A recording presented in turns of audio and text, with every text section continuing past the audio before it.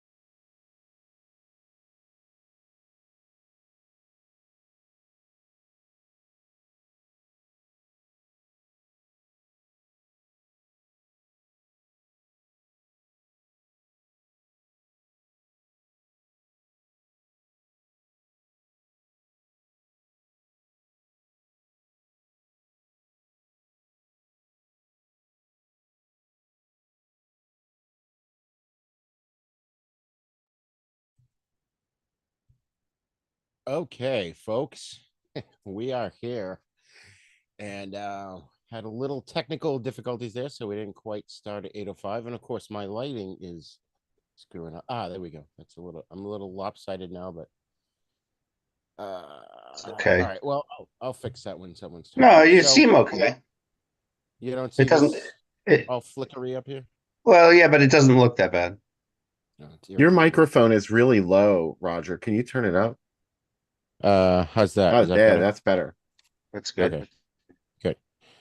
All right.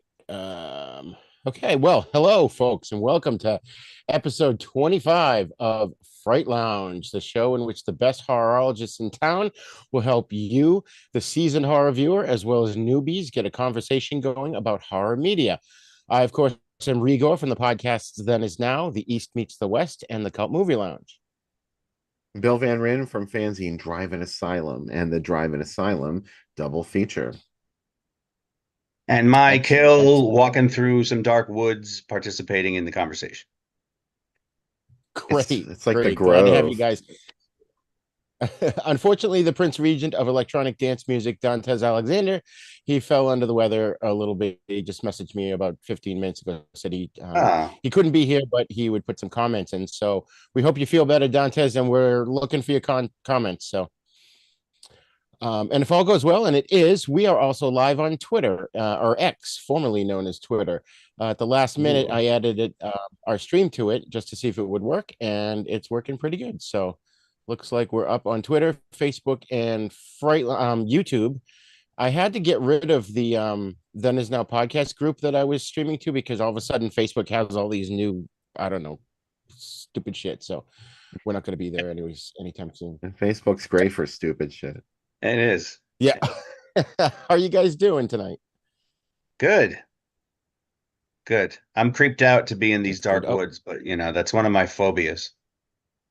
It's storming here, so you're probably pretty going to get spooky. some added sound effects Oh, on tonight's nice. program. Oh, I've been seeing that, Bill, because I have ever since not this past driving Monsterama, but the one before when I think Gene was telling me that they were bringing Chiller Theater back, and so I got the app for PXI Hmm. just because they said it was going to be on the you could watch it on there, but it wasn't. But anyways, ever since then I get Pittsburgh news now, so Oh, sorry. I'm like, oh, there's a traffic jam. Oh, there's a killing. All right. So we're gonna start off here. We got some news. Actually, I just found this out probably about an hour ago. Folks, he's not a horror guy, but if anybody is a fan of General Hospital, actor Johnny Wachter, who used to play Brando Corbin, he was just killed, age 31. Some guys were messing around with his car and he walked over to them, and for no apparent reason, they just shot him dead. Oh, So fuck. that's pretty, yeah, it's pretty horrible because the news report was on TMZ, so there's only a little bit of news about it right now. But they basically said, yeah, he wasn't even fighting them or doing anything. They were messing with his car and he went over and boom, he was gone. Jesus. So, so our thoughts go out to Johnny's family and all the fans that Yeah. love him. Also, someone who died recently was a major, major influence on many of our lives. That, of course, was Roger Corman, the producer and director, who's the king of the B movies. Wow. And well, how old was he, Bill? He was like 98 or something. Yeah, he was just a couple years shy of 100. Yeah, yeah, and he was still out there doing stuff. It was crazy. So I think next month, if you guys are up for it, let's do a whole bunch of Corman horror movies. I think Always. that'll That's be fun. good. Also, we're gonna have a logo contest. It took me a while to sort this out, but I've got a bunch of graphics for our new logo, and we used one. I used one this week without telling these guys. Sorry, but It's I all threw it right. out. And so we're gonna put a bunch up, and in fact, I'll show them to you right now. And basically, what's gonna happen is I'll set up a thing on our Facebook page, or even you can any way you want to communicate with us. You pick which one you want to win. We'll post them on the website, and the one that wins of all the people that voted for that one, we'll do a drawing, and then I'll send them a cool prize. So let's see if I can share, because sharing is caring. Oh, there it is. That's weird. I'm telling you, man, my computer is being really weird today. I may just suddenly Okay. vanish too. It just occurred to me because the power could go out here. So Why? Mm. it's storming. Oh, okay. All right, so hold Stormin' on. I'm gonna get this Norman. graphic up and then I'll share it. We had Norman. a shit ton of All right. rainstorms in Hawaii last week. Like Oops. sheets of rain coming down. Just it was unreal. Wasn't windy Uh, that much, but oh, that's cool. wow. Ah, Oh, good. You guys are seeing it. Okay, cool. Yeah, so that's one of the ones that came up. I've been playing around with AI, and it's just crazy the kind of stuff you can come up with. So there's ah, that one, which is the one I used for today's episode, and then there's this one I thought was pretty cool, oh. and then there's another one. There's that one, Fright Lounge, and they're all Mm. numbered. They're like 1, 2, 3, 4, 5. So I'll post them on the web page, and I'll put the link in the show notes here after we do our recording. There's that. There's that. These are kind of okay. Ooh, That's a excuse me. That's a it's a cool one. nice creepy one. For some reason with AI, a lot of times they don't get the words right. Even if like I put Fright Lounge in quotes, a logo with the words Fright Lounge, blah blah blah, in description, and it'll say Freight Lounge. There'll be pictures of trucks, It'll say fight lounge or fight lounge was one of them. I'm like, what the fuck? AI You do knows better not than you, talk about Rigor. Fight Lounge. Yeah. Say Bill. I'm sorry. So Yeah. What'd you say, Bill? I talked over you. Oh, I just said AI knows better than Rigor. And it Uh, wants to call the show Freight Lounge. there's this Freight Lounge. one. I love that where he's missing a leg. Yeah. Yeah. And then that one. Whoa. Oh, let me go back to that one. Yeah, that's a cool one, huh? I like that one. Yeah. Okay, and there's that one. It's kind of neat. There's just so many of them, and it was like I actually there was one. All right, folks, there's one more that I don't think appeared here, and I'm not I gonna think go my digging for it now. favorite one is this one. Yeah, I With do the, like this one too. I like the first one a lot, but I like the one of the car and then the Oh, that owl one? and Yeah. that moon. Oh, Dantes is in the chat. Hi, That's kind of Dantes. which one? Dantes, what do you think of the logos, dude? He says groovy logos. I love it. Oh, there he is. Groovy. I'm here in spirit. Hey guys, my throat is on fire. Oh geez, that's not good. My throat is on fire. All right, so Sorry. there's one more I have. So folks, like I said, check the website. I'll put a notification out on all the social media platforms, and we can Wow, look at them all. you can vote. Oh my god, you should see some of the other ones. Like, oh, did I just not share it anymore? Yeah, you unshared. All right, You hold on. don't share anymore. Oops. Everything is a song today. All right, We're gonna do as many song references as we can. I'm reading your file names over there to see if I can see something dirty. oh yeah, Yeah. there's download. What does that mean? Oh, going down. See, let me just show you real quick here. So if you Oh, go, there's one there that looks like Fright Night. yeah, so there's like Fight Lounge. Like, okay, it's in VR. It's got boxing gloves on. There's another Fight Lounge there. Yeah, that one with the T's and the F's on the side. It looks almost Yeah, like a Fright Night. What the fuck with the airplane in the air? Frigate Lounge, Lounge, Right, lounge. What Fright in the bloody hell? like this I was gonna fix. I was gonna, take out the extra letters and bring them together. And I was like, I don't know the And fucking then look at the subtitle: Fleetsche Farm de Fernhagen. I know. Yeah. Just make Yeah. it. Yeah. I don't know. Did I include this one in the ones that I No, all right, so that one should be part of it. that one's kind of cool. because the eye is hidden, so it looks all right. There was another one with people on lounges, and of course I screwed it up. Fright Luge. Luge. I think Fright luge. The luge. he looks like he's going, ah, it was this bad. Yeah. Fright Chase Lounge. It's weird the fingers too, like the sometimes AI gets the angles wrong on things. Although he's dead, so his fingers could be broken. There's just all bizarre stuff. There it is. Is this the one? The one with the chairs. Yeah. Okay. That's not the Ew. one I was thinking of. Oh, So I'll have to go dig in at some point for. Oh, here it is. Yeah. oh, here's a hottie on the one. couch. That's a cool one. It's a Fright Lounge. Can we get He her on the does not show? look afraid. No. What is this cat doing or this animal? I don't know what that is. Look at that look on her face. She's just kind of like, hmm. Oh, I guess she's supposed to be like a zombie chick or something. Her face looks a little funky. So funny. And I think Funky. what I do is I'll just say like, a logo for Fright Lounge Lounge. in 1950s horror comic style or Yeah. 1950s style. Oh, she's on her laptop. She's watching the show on her laptop. Look at Is that. that what that is? Yeah. Yeah. Unless it's yeah, that looks like that's what it is. Yeah. Hold on. Oh, there we go. All right. I think there's more. Lounge. Before I like this one, but I didn't feel like the Fright Luge again.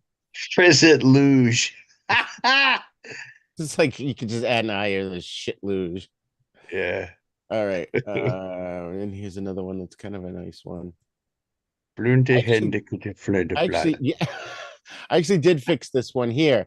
There was like two eyes and I forget something else, and I just cleaned it up and made it look normal. But this, right here on the circle here, I would put, the best horologists in town, something like that. Yeah. So all right, I'll add more to the website. I think that's Okay, and the show will begin in The blank. That was She one of my So Show. all the ones that are fucked up can be fixed, yeah?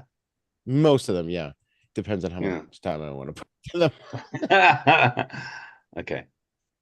All right, so so before we begin, Bill, why don't you tell us where we can find you online, just in case people don't make it all the way through the show. Well, you better make it all the way through the show, but you can find me online on, let's see, follow my Facebook page, Groovy Doom.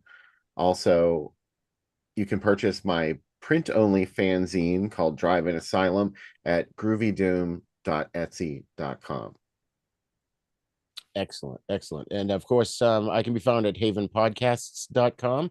And we've added in all kinds of cool stuff there, a lot of news on about 8 different topics, as well as some advertisements. And I know ads are annoying online, but if you can click on one or two, that Yeah. might fund this show.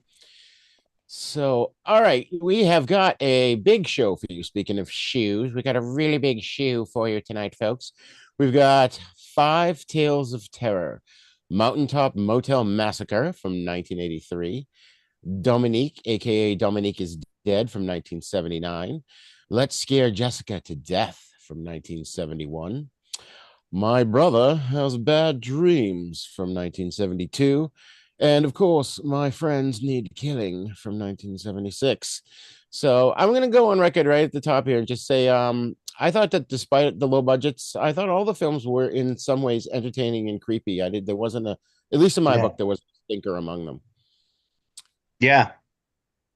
Yeah. So, all right. I absolutely Excellent. agree Okay, because good. these are So, probably five of the best shows we've ever done on the show, if you ask me, on Fright Lounge. I'm five of really the best excited films. about tonight. I would Bill, also like to say up front that I slept horribly last night. And so if I close my eyes periodically, it doesn't mean I'm not listening. It just means I'm, half in and half out, but I'm here. So if you see me closing my eyes, don't worry. There's a good chance I'm still hearing everything you're saying. okay. I think there's people on trial out in the public lately that need to hear that information, that advice. Yeah, yeah, right. Oh my God. So, all right. So let's start with Mountaintop Motel Massacre, again from 1983. And the plot synopsis is a mentally unstable elderly woman recently released from a mental asylum proceeds to slaughter all the guests staying at her motel. So, first impressions, and when did you guys first see this? Bill, you go first. Actually, I had never seen this when I was a kid. It was always in the video store, and for some reason, I just wasn't interested enough to rent it. So whatever. But I caught up with it when Vinegar Syndrome put out a deluxe Blu-ray of it, and I just took a stab and bought it, and it was wonderful. I do not regret it at all. It's a really interesting film because it mirrors so many other slashers that had come before, but it's kind of it's right there on the surface, the movies that this is emulating, and I like that about it because it's like a remix of your favorite moments from Friday the 13th. There's a little bit of Texas Chainsaw Massacre in it. It's just got that Mm. it's sampling. It's like a rap artist sampling other people's movies. Or it's like when you go to the bar and Interesting. there's like you get the sample of like the 4 beers that you can test. Yeah, Yeah. those are always good.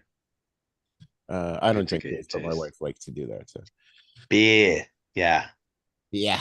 All Um, right, Michael, was this your first time seeing it, or this was the first time seeing it, yes. And I liked it a lot. I mean, I didn't necessarily expect to like all these movies because I knew that they were kind of obscure, I guess. And as Roger said, when they start out, they're all of them. It's like obvious that they have a low budget, but yeah, they were all interesting and creepy and well acted. I didn't think there was really there. That's something I usually pick on, but there weren't too many performances in all these movies that made me unhappy. I got to say one thing I really liked about this Mountaintop Massacre, and this is I'm sort of jumping ahead into talking about it, but they never did a bunch of flashbacks to show what the old woman experienced in the asylum. They just said she was in the asylum. Everybody knows that she was in the asylum and she's a little off.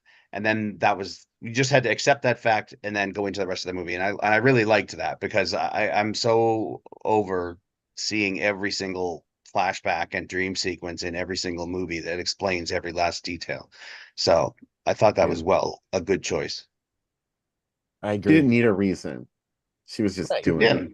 she's a little nuts. That's all you got to know. Yeah, and it's funny, Bill. I had a similar experience with you. I even worked at a Blockbuster Video, and I remember the cover art for it, and it was one that I always just passed by. And for whatever reason, I guess I was still somewhat of a film snob at that time, and just didn't watch it. So this was the first time viewing for me, and I agree with you guys. I really liked it. I was surprised at how much I liked it. I thought I went in just expecting a typical slasher movie, and like a I don't know, I was hoping for a what's the one, farmer critters Motel home. Motel Hell. I was hoping for Motel Hell, and I think this is pretty close, wouldn't you say? That's a good call. Yeah. I had forgotten about Motel Hell when I talked about other movies it was remixing. Yeah, Also, I mean, this was actually made a lot closer to Friday the 13th. This was made in 1982, I think, and released in 1983 the first time.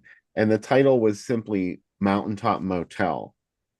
Mm. And then it was acquired by Roger Corman, speak of the devil.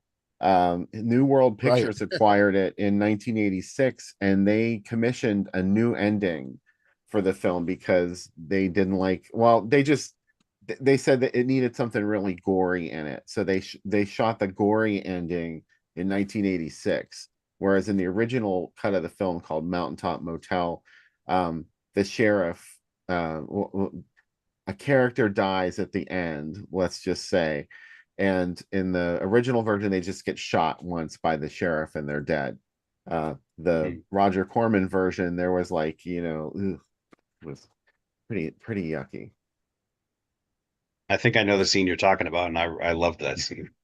Yeah, yeah. It says I hear in my notes after the film was acquired by New World Pictures in '85, reshoots were undertaken by executive Roger Corman, who felt the final sequence in which Evelyn is killed was not violent enough to appease audiences. So you said it. So, I wasn't gonna say it was Evelyn that got killed, but Well, oh shit. we Oh, usually sorry. do spoilers, don't we? We Spoil the shit usually, out of everything. So, yeah. um, but yeah, so they had built above ground the whole underground tunnel sequence, or set, I should say, and uh, they built it above ground and just made it so that no light would get in, and they had to actually rebuild some of those sets in order to Mhm. film the final sequence oh there. wow. Oh yeah, of course. So let's get into the director and the writer and the cast here. We've got director Jim McCulloch Sr., who directed Video Murders in '88, and he produced The Creature from the Black Lake in '76. McCulloch! Those Braveheart fans out there. He also wrote the film. What can you tell us about this guy, Bill? Um, Not much more than you just said. He produced Creature from Black Lake, which is probably maybe the most high profile film that he worked on. Because he was an independent producer from Louisiana, independent filmmaker, I meant to say, Yeah, producer and director. So right. he's just one of those not quite Charles Pierce, who had a lot more movies under his belt that are at least genre films. Uh, uh, One thing about Jim McCullough Sr., he worked in many different genres. He was not simply, most of it was exploitation, but not all of it was horror. There was comedy in there and a couple other genres. Charge of the Model Ts. That was Jim McCullough Sr. That's Nice. Nice. interesting title. It was a G-rated movie that your parents took you to see, and you didn't really want to see it. You wanted to see Creature from Black Lake Right. instead. What was the other title? I was distracted for a second. charge of the Model Ts. Oh, right, right. Okay, yeah. Yeah, there you go. Yeah, go see that. Go see that, son. Yeah. Oh man. So we had Anna Chapel who played Evelyn, um, the old lady that we were talking about. Just she was only in this and a film called Man in the Moon. So that's about it. She had a good performance here, though. I believed that she was nutsy cuckoo, you know? You Yeah. think? And she didn't have to do very much. Like she didn't have a whole ton of lines or anything. It was mostly her facial expressions and her body language and stuff that went on. She didn't talk a lot, but it was still a good performance. Right. Or she would have all these trap doors in the houses, and she would put creatures in like snakes and cockroaches and whatever. And she'd be sitting there like, like Yeah. not laughing enough to be heard, but you would laughing, you know? I thought that was creepy. I mean, that was before she got really serious about killing the people. She just wanted to like fuck with them and creep them out and put stuff in their rooms. I don't know. I love Like that the she had a Then we roaches get and Bill. tunnel. stuff. There were like tunnels under her place where she could go into all the different cabins undetected. I thought that That was was awesome. Yeah, yeah. That was yeah, very cool. Especially when the girl was in the that's what I bathroom was saying. and then Oh, she got taken and then they went in and like, yes. where the hell, how could she have gone anywhere? She's in the bathroom. Like she went through the floor. Oh That my was cool. God. So we got Bill Thurman as Reverend Bill McWiley. He was in a bunch of movies: Close Encounters, Silverado, Zontar, the Thing from Venus. Mm. I thought he did an okay job. Mm. You know, I felt the characters in this movie, even though they were mostly portrayed as hicks, they were authentic. I believed they were like I didn't think their acting was bad at all. I believed they were who they were, you know? Mm. Dantes Like has a he's comment I thought I should read. He says it's my first time seeing it, but right off the bat, I thought of Kathy Bates. No, yeah. yes. So, and I can see that too. Yeah. For sure. Let's see. I was just looking to see if we had any comments over on Twitter. Nobody knows we're really on there, but yeah, that's awesome. Yeah, Kathy Bates. That's a good analogy because she I definitely wonder had that if, sort of yeah. yeah. I wonder if part of the reason like that you guys were saying that you just didn't get interested in it when you were younger. I wonder, I don't know, but maybe when you looked at the synopsis, if like the first sentence was like an elderly woman, blah blah blah. When we were growing up, we'd be like, oh, pff, like the main character is some old lady. I don't want to watch this. But Well, it turned out to be Why don't we quite call it? good. Friday the 13th kept it a secret that the killer was an old lady. I use that That's true. term loosely because I've heard Mrs. Voorhees referred to as an old lady, and I don't think she was an old lady. She No, was a middle-aged woman. No, not at all. Jason was what, 11 when he got Right. killed at the game? She couldn't have been that old. Yeah. So I'm going to share one newspaper ad, and this is just illustrates the cover art and Oh, I have a bunch to share that too. I would see. Yeah, I'm just going to throw this one up first because I wanted to, but where I can't, my sharing thing has disappeared. Oh, there it is. Because sharing is caring. All right, and we'll share that. So this is the one that on the video boxes, Yeah. was what I always saw, and I don't know, maybe just the look on her face. I just thought it looked stupid to me, and Yeah, 1986, we're 15, 16. don't disturb Evelyn. She already is. Huh. They brought you House, now Mountaintop Motel Massacre. What's House? Oh, well, they must have meant New World. I mean, House was that movie with William Catt. Oh, right. I'm thinking this was 70s. Okay, yeah, yeah. No, this even in Uh, its first form, that was 1983, and when New World got it, that was 86. yeah. So, all right, and this was from the Journal Herald, Saturday, March 15th, 1986. So I'm going to stop my share, and Bill, you can jump in with yours. Okay. This is the first time I've ever shared, so share without. Wow. I know, right? It's a He's big a idea to get sharing used to. virgin. Okay, so here we go. Can you all see this? Yes. Yes. All right, cool. So this was the New World movie ad. This too, very similar to the one that Rigor just showed us. But look what you can see with it here. This Texas Chainsaw, It's a massacre. Oh wow. Nice. Black Moon Rising. Is that the one with Linda Hamilton about the car? Black Black Moon Black Moon Moon Rising? Rising. Rising. Yeah. I don't know. I think that's Linda Hamilton and somebody, but Huh. where is this from? I'm not sure. Okay. Kenwood, Southside Drive. Kenwood. Oh, we don't know. Southside Drive. Could be anywhere. It's like The Yeah, Yeah, I'm not Simpsons. sure. Black Springfield. Moon Rising. Oh, sorry. All Black right, Moon so Rising was Tommy Lee Jones and Linda Hamilton, and the plot was a thief, Quint, is hired by the Justice Department to steal incriminating tapes from a corrupt corporation. The tapes vanish when Quint hides them in the back of a hydrodynamic powered racing car that is stolen by a hot car ring.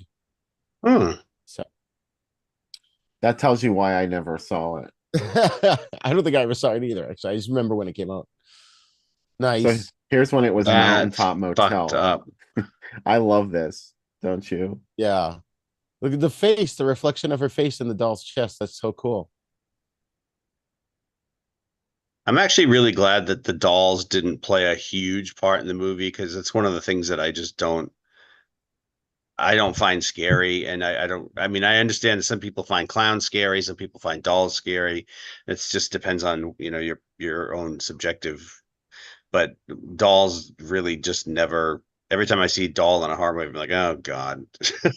But in this case, she had dolls in her room, the girl did, but they didn't play a huge role in the movie, which I was glad of. Right, right. Would you shove a scythe through a doll's head, Michael? Probably. Or I would probably try to chop the head clean off is what I would probably do. That's Speaking cool. of Mrs. Voorhees, Also, I think it's a sickle because it's shorter. Yeah, here's some stuff that was showing at the same time when it was first Voorhees too. issued.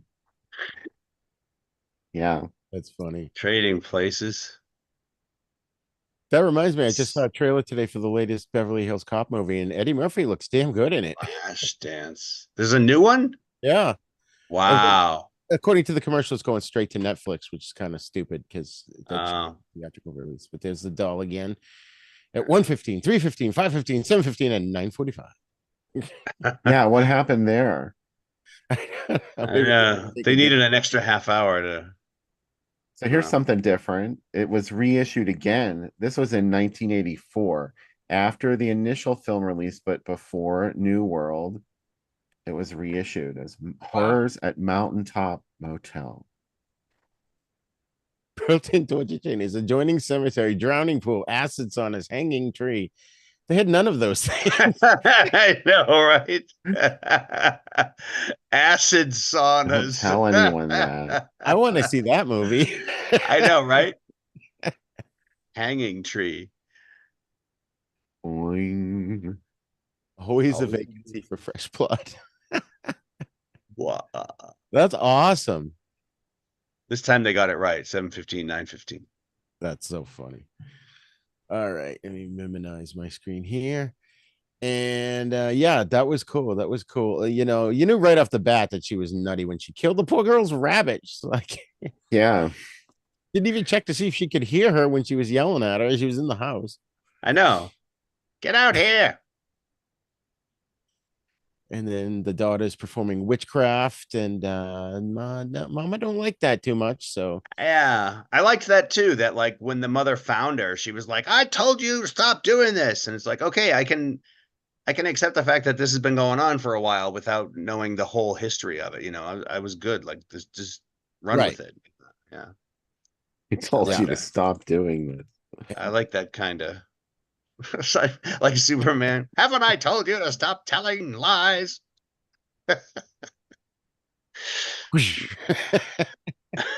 I love that.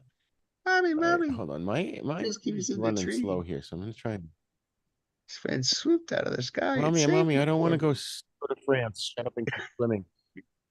Um, all right, and then so I think even though so the guy Crenshaw, where was he? Where's he in the credits here? Robert Crenshaw. Oh, Major Brock played Crenshaw. He wasn't in anything else, and I thought he was great. He was like, nope, I ain't staying here. I'm packing my bag and I'm getting out of here. This is no way. And Yeah. he finds the trap doors and he gets the idea to nail them shut. You know, he was awesome. Yeah.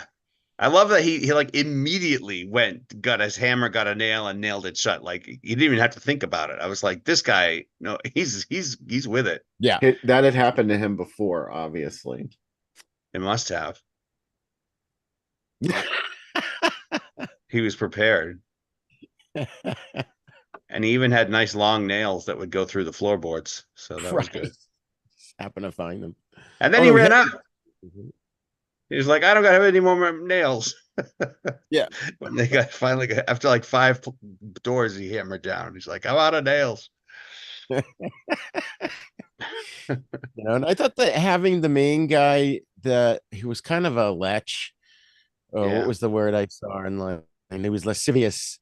But Yeah. having him become the hero in the movie, I thought was an interesting choice because he's kind of sort of this, you know, everyman who's maybe a little shadier than most, and then he gets thrust into this situation and has to, you know, help Yeah. everyone. They have to work together, and he wasn't like a dick out for himself, like throwing people in front of him to the killer and running away. You know, Yeah. he was there shoulder to shoulder with Crenshaw until they got He split up gave for the some girl his reason. car keys and said, get out of here. If I don't come back in a few minutes, take off. Yeah, yeah, Like, Yeah. wow, that was selfless. yeah, He knew something serious was happening. yeah, yeah. Yeah. And that made me like his character. You know, at first you were like, you Yeah. know, what.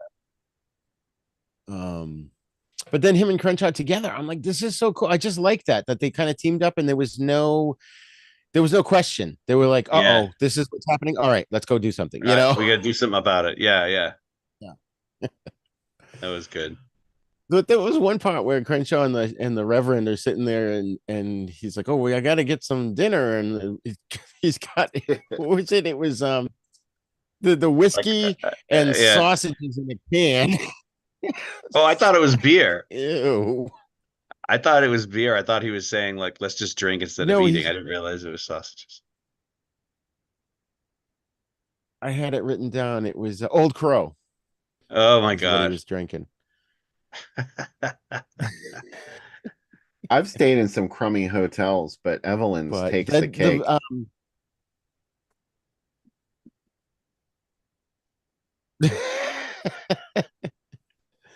Are you guys finding a lag on the feed? Yeah, you're Yeah. about like 4 seconds behind us. Okay. Oh, Yeah. that's weird. That's why There the was a top. slight lag with Bill a few minutes ago, which cleared itself up, and now there's a little lag with you. That's all, folks. That's All all, right. So folks. I closed pretty much every other window here.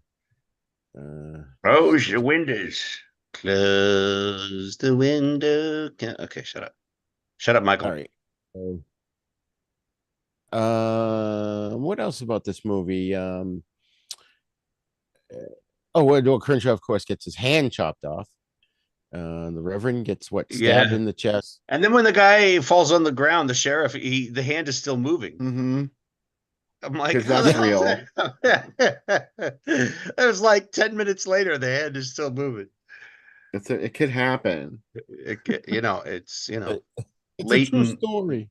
nerve firings. Yes. The sheriff was a little All bit of a right. So dimwit, though. He was kind of like, what's happening here? Where yeah. are they? What? They have to be because Well, especially otherwise you would say, how is she getting away with this? But if the Right. sheriff's a right. dimwit, you're like, oh, that's how she's getting away with it. Yeah. True. Well, especially at the beginning when she kills the daughter, and then she just doesn't. She's like, I don't know. I found her like this. She fell on a knife or something. The Yeah. Mhm. sheriff's like, She drags the body upstairs from the basement into the kitchen, and then she just doesn't look suspicious at all. She's just lying neatly in the middle of the floor with her throat cut. That's right where it happened. Right. I don't know what happened. She just died. I don't know why it strikes me so funny now.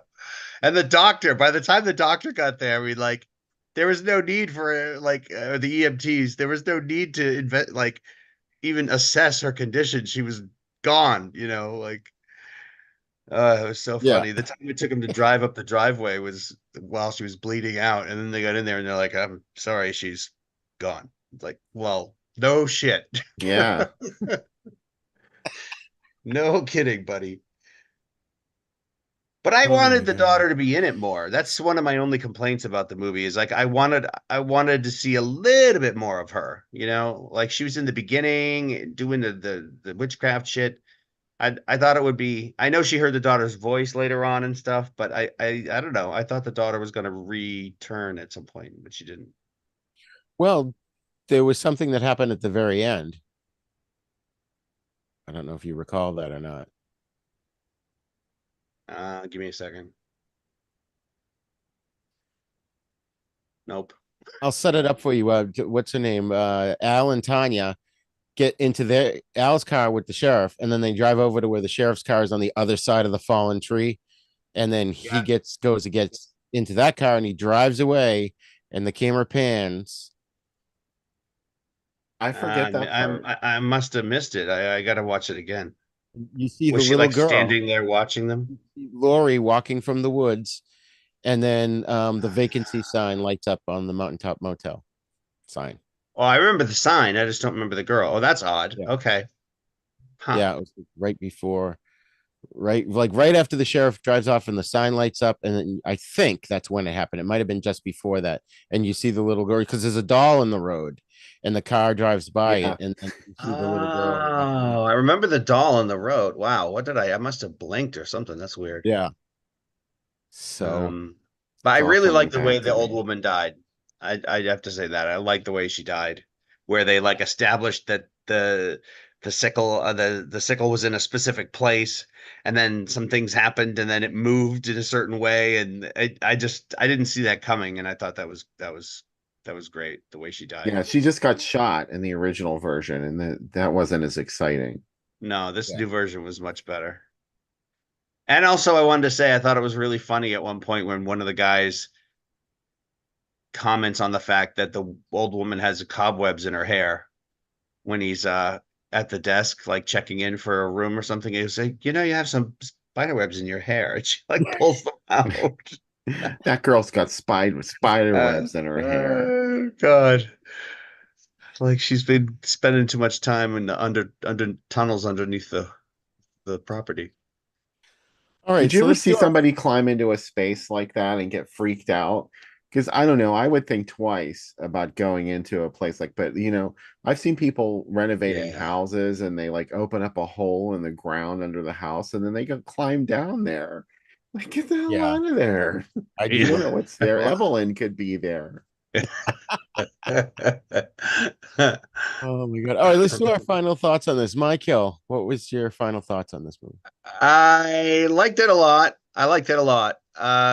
It was just shit. I don't know. I don't really have anything profound to say. It was entertaining and fun and like creepy. There was lots of like the roaches and the rats and stuff. It just was like, and the snake, like she was trying to creep them out, and then she just went nuts and started killing people even more and more and more. And I don't know. I thought it was good. It was fun. I would watch it again. Nice, Bill. It's great. I mean, it's ultra low budget. It fits in with Jim McCullough's previous, well, his entire, oeuvre, because it's sort of like an exploitation take on other movies that made money at the box office. I'm not saying that as a bad thing because that's obviously No, my favorite genre ever. So, it's it, not it's like a blatant ripoff or anything. it's not a negative when I say that, but it's again, I get a kick out of watching stuff like that. And I'm like, oh, they got that idea from probably got that idea from this movie. But it has charm of its own also. There's something interesting about Evelyn. Like you said, like there's not a whole lot of reason why she's the way that she is. They just show her reality. It's kind of Mm. like Pearl before they or when she's an ex and you don't know anything about what happened to her and it was good, and then they made that Yes. movie Pearl and explained everything about it, and you're like, oh, okay, Uh, but like I kind of like not knowing any of that stuff. yeah. Yeah, I kind of like not knowing sometimes. I like movies that start like kind of in the middle of something and you're like, okay, now I have to like piece things together to see how we got here, you know? Yeah, yeah. Yeah. Yeah, I thought it was a fun slasher movie. I mean, it's a product of its times at the height of the slashers in the 80s, you know. It was Yeah, much better than I thought it was going to be. I was very surprised. I was pleasantly surprised at how good this movie is. And one thing I noticed too, as I was watching these movies that we're talking about, and Bill, you had a hand in really shaping this, is the whole theme across the board is mental illness gone wrong. And these movies were made, way before we really knew anything about mental illness. We had ideas, but everything was, it wasn't as refined and knowledgeable in depth as it is today. We know a lot more now than we did back then. But that being said, I love this movie. I thought it was enjoyable and creepy, and I'm surprised I'd never seen it. It's kind of like up there, like with, Silent Night, Deadly Night, and Edge of the Axe, and all those second tier slashers of the 80s. Wouldn't you say, Bill? yeah, it comes late in the slasher cycle. That needs to be said. It's like by the time even 1983 was late for a slasher film, because the slasher films heyday was 1981. Right. That was when the success of Friday the 13th and Halloween, which really is not a slasher film, but Right. influenced Right. slasher films, and so it might as well be a slasher film. And it's they were made for very little money comparatively, and they reaped millions of dollars at the box office. So even if you made a movie that was just a little bit as good as that, you'd still make some good bucks at the box office, and these guys did, I'm sure. A modest take, but Yeah. it was just so late in the slasher cycle. I think that's why people don't talk about this movie more, because everyone had gotten over slashers. It was a little late, 1983, 84, especially 1986 Well, there's is always when. some people who don't. Yeah. It's like wasn't the first Nightmare on Elm Street like 83 or No, 4? that was the end of 84. 84. So Oh, yeah, I okay. mean that brought the slasher back a little bit. Arguably. But that had a budget, of course. That had a bigger budget. All right. That first I one was was so typing good. something in. Sorry, and I caused a lag in the video. Oh, I that's had okay. Freddy But Krueger Sorry. hey, posters on 1986 was when my what? yeah, oh, my internet connection is unstable. Means that we have no horses. All right, so I'm just gonna click zip that. He lost all his faculties. We couldn't find any of the teachers. All right, can you guys hear me? Am I working okay here? Yeah, Yep. we can hear you. Okay. Yep. Oh, hold on. We've got some. Bill, why don't you read some of the comments on Fache book? I did see some comments from Hybrid Vapes who said that Evelyn was bonkers. Well, they just said she, so I assume you meant Evelyn, but you know, we talk Yeah. about a lot of bonkers people on this program, and some of us are bonkers people, so we're always open for that discussion. Facts. Facts. I, for some reason, cannot see. I don't know why. This is always when we're live. I cannot see all of the comments, but I can see Frank Palvino chimed in, said Old Crow, which was what Yeah. we said. Yeah. And my video is like way behind. I'm going to refresh the Facebook page. Maybe that's what it needs. But, anyways, all right. So that was our take on Mountaintop Motel Massacre from 1983 or 1986. Now, next up is Dominique, aka Dominique is Dead from 1979. The synopsis reads: A millionaire who drove his wife to commit suicide starts believing that he is being haunted by her spirit. First impressions, Michael, you go. Um, I liked it a lot. The dude who played the husband, I've seen him in other stuff. What, Raj, you must know, or you I, guys both must know what we've seen him in. well, I don't. Cliff let's say Robertson. Cliff Huh? Roberts is his name, and Oh, right. he was in a movie with Tobey Maguire. Oh, he was Uncle Ben. Yes. Oh my God. That was holy shit. That was Uncle Ben. Wow. Okay, among other things. But anyway, yeah, I recognized him right away. And at first I wasn't sure if I was watching the right movie because it just said Dominique, and I thought it was Dominique is dead, and I know that I guess there were two titles. But at first I was like, and then I could tell like once they're at the dinner party, and then they started talking about ghosts and stuff, and I was like, oh, okay, this is the right one. I liked it a lot. I liked it a lot. I thought it was clever and well done. And I mean, one of the things I normally think I would complain about with almost all of these is the pacing, but I didn't really think, in retrospect, I didn't really think the pacing was all that bad. They just did a really good job with suspense. I think it was like at times it was slow enough to have me on the edge of my seat, but it was never like, Jesus Christ, are we going to get on with this or not? It was good. Um, yeah, I don't know what else to say right now. I liked it. Oh, excuse me. This was a first time viewing for you? Yes, first time. Okay. All right, Bill, you go. It's a low key creeper, this one. It reminds me a lot of old radio plays, like Inner Sanctum. Did things like this, and obviously not as intricately plotted as Dominique, if you're talking about a radio play, but this has a lot of things in common with that, including there's the suggestion of the supernatural, and then by the time the movie's over, you realize that really there Mhm. was nothing supernatural going on, unless you count the fact that these people had access to just some top-notch special Yes, effects that they right. used to create these illusions. And Like, technology and stuff. Yeah. yeah, it was like, now that haunts are such a big business around Halloween, like these people should have opened their own company that made haunted houses. Yeah. Yeah. And this is sort of like a variation of a story that was filmed on the TV show Thriller in the 60s. I think that was the one hosted by Boris Karloff. Boris Karloff, yeah. Yeah, Thriller. And the episode was called What Beckoning Ghost. And it's almost exactly the same plot, except it's not, there aren't as many characters. So they just have to like give you an abbreviated version of it. But Well, What Beckoning Ghost was a 1948 short story by Harold Lawler, American author. So, and oh, so it was a story first. he wrote it as a story first, and then I think he adapted it to.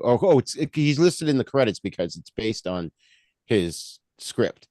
Because a guy named Ronald Chetwynd Hayes wrote a novelization of the movie, which was based on Lawler's story, What Beckoning Ghost. So, Which is really also, it's exciting that there was a novel. I did not know that. yeah, I'd love to find that, huh?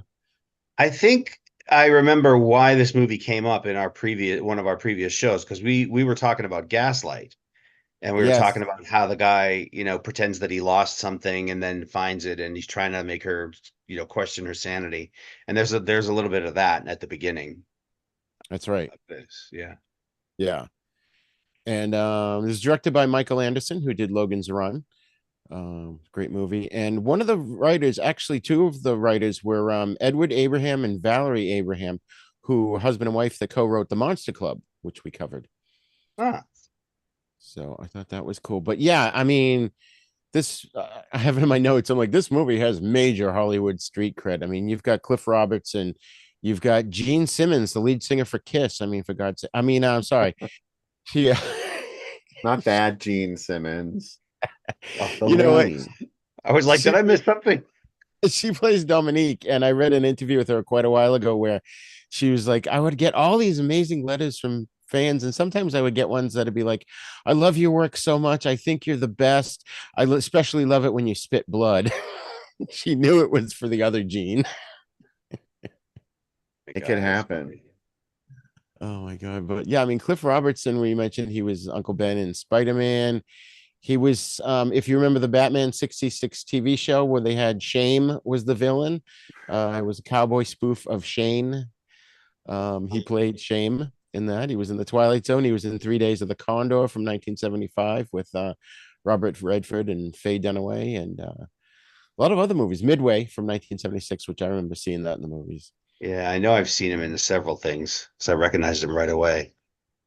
And Gene Simmons, of course, was in Guys and Dolls from 55 and Spartacus in 1960. And just go to her IMDb. She's been in so many classic Hollywood movies. So to have these two stars be in this horror movie, I Yeah, don't think they were slumming it. I think they kind of thought the script was good, because it was. yeah. And they did a good job, I think, of making the the husband second guess himself, like little by little by little.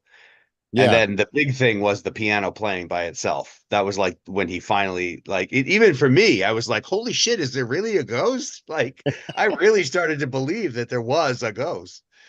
Um, Again, I'd but love to except know for how they pulled that off. Did they just suddenly the wheel a player piano in there? I mean, No, he had the box and you he pressed the had big the button little and the remote piano play. control.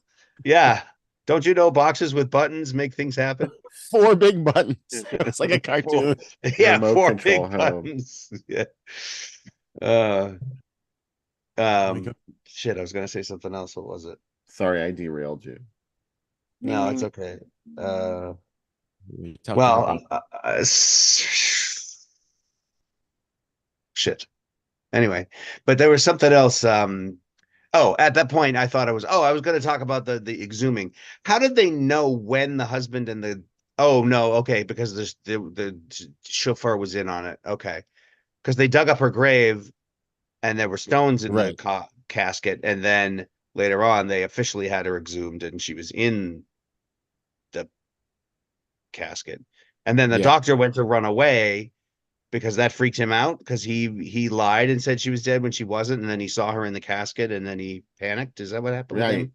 Because she was Yeah. supposed to live. She was a part of it at the beginning, but then they killed her. Right, right.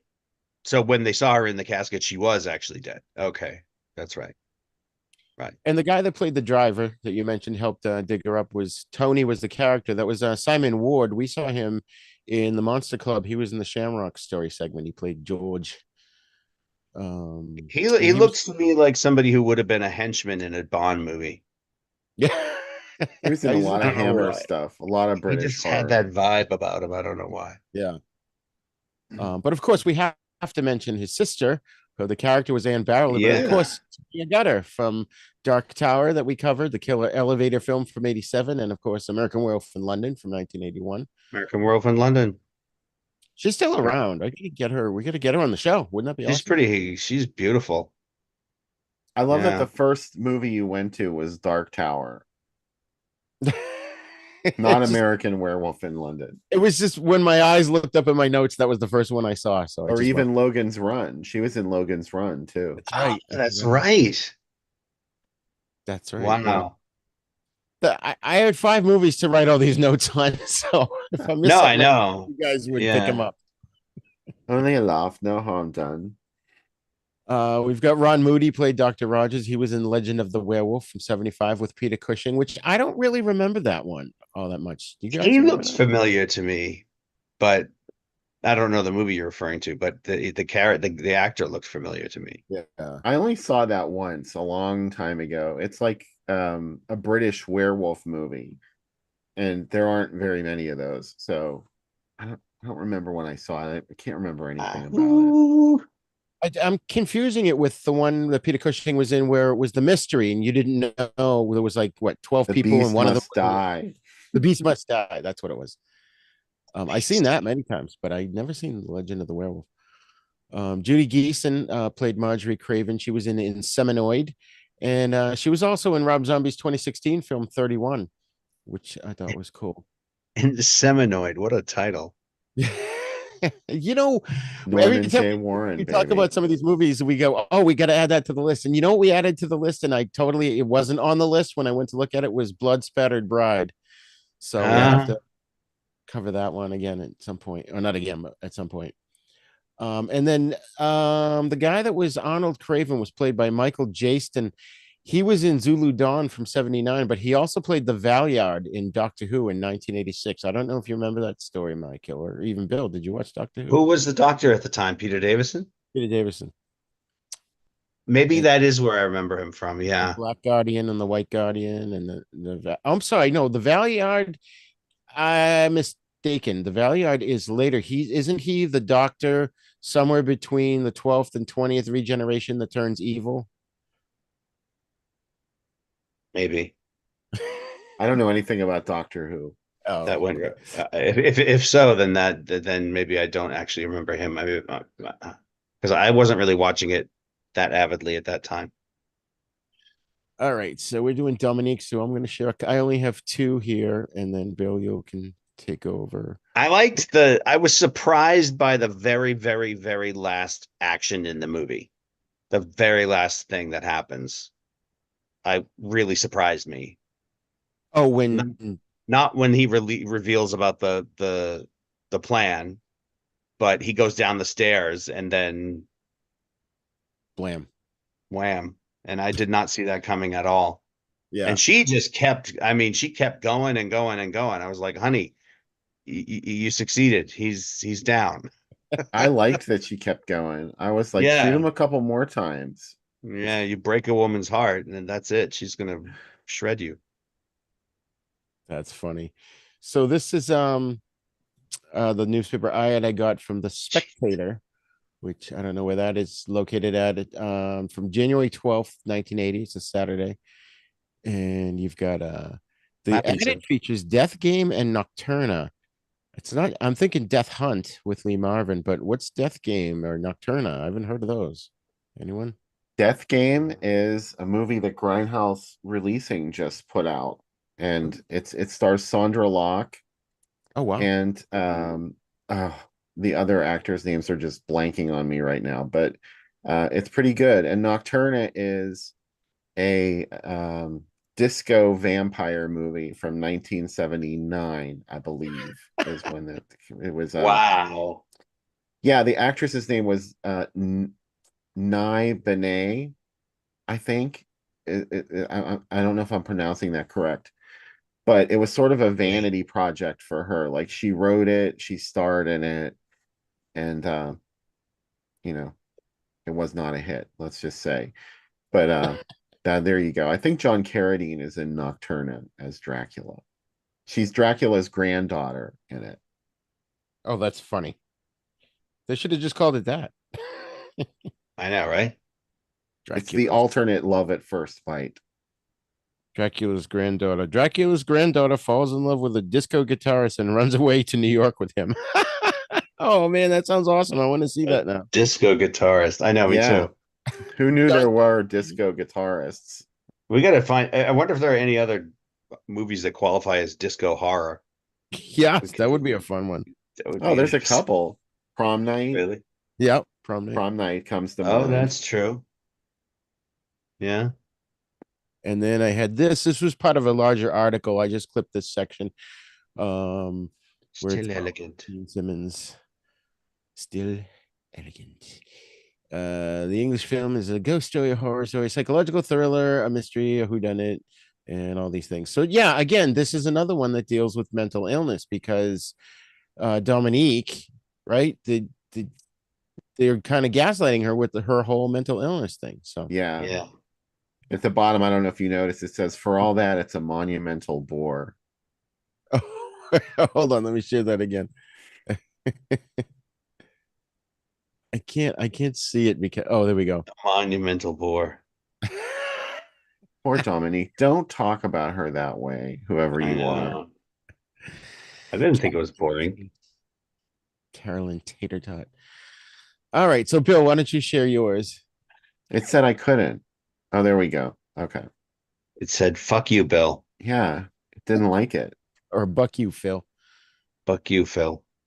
Death is their way of life."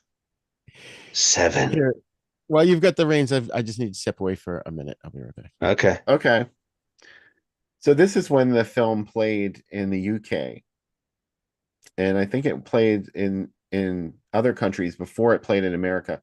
This was released to theaters in 1979, which seems really odd because this movie looks like it was made in at least the mid 70s, not Mm, 1979. And if you notice in the film, the date that Cliff Robertson is supposed to die, that's on his tombstone, is yeah. October 31st, 1977.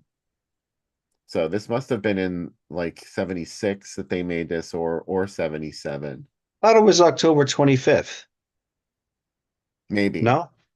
Okay. Yeah, maybe. I don't remember. That was when they were supposed to read the will, I think, on October 31st. Right, right, The right. 31st was a date of significance in this movie. Yeah, I think Unless it I'm was crazy. the reading of the will. No, you're right. Because I remember thinking that too. Like, oh, that's going to be on Halloween. But then she kept telling him he was going to die on the 25th. Yeah. But you're right. They read the will after that. Yeah. So anyway, this was the British poster, and That's cool. then there was this one, which I don't know. I, It kind of looks like a light bulb to me and not a I was noose. just going to say that. It looks like a light bulb. It doesn't look like a noose. Oh, well. Their ad campaign had problems. That was just one of them. This does look like a monumental bore. If you look at it, Dominique is dead, or is she? Yeah, that does sound kind of. I mean, it's fitting. It fits the story, but still, Well, that it was part of sounds the like a trailer too. cliche. You Was go, it? yeah, in the trailer they kept saying that Dominique is dead, or is she? But I really liked it. There was a point in the movie, like I said, where I thought I saw the evidence that she was a ghost haunting him, and after a certain point, I thought, "How cool is this? This is actually going to be a movie about actual ghost haunting a guy." And then, like he gets his comeuppance because she's coming after him. But then finally, they did the Mission Impossible thing at the end with the face mask, and I was like, "Oh." That was really interesting. I want to know the truth behind that shot because I watched it a couple of times when Jenny Agutter takes that mask off. Like Dominique is standing there, and that is Gene Simmons' face. Yeah, And then when she peels the mask off, it's all one take, and it's all underneath one of it, shot. yeah. Yeah, So was that trickery? I wonder, or yeah, did she really have a very convincing latex Gene Simmons mask? These yeah. questions need to be answered. They really do. That's awesome. The Gene Simmons mask. All right, where's my notes?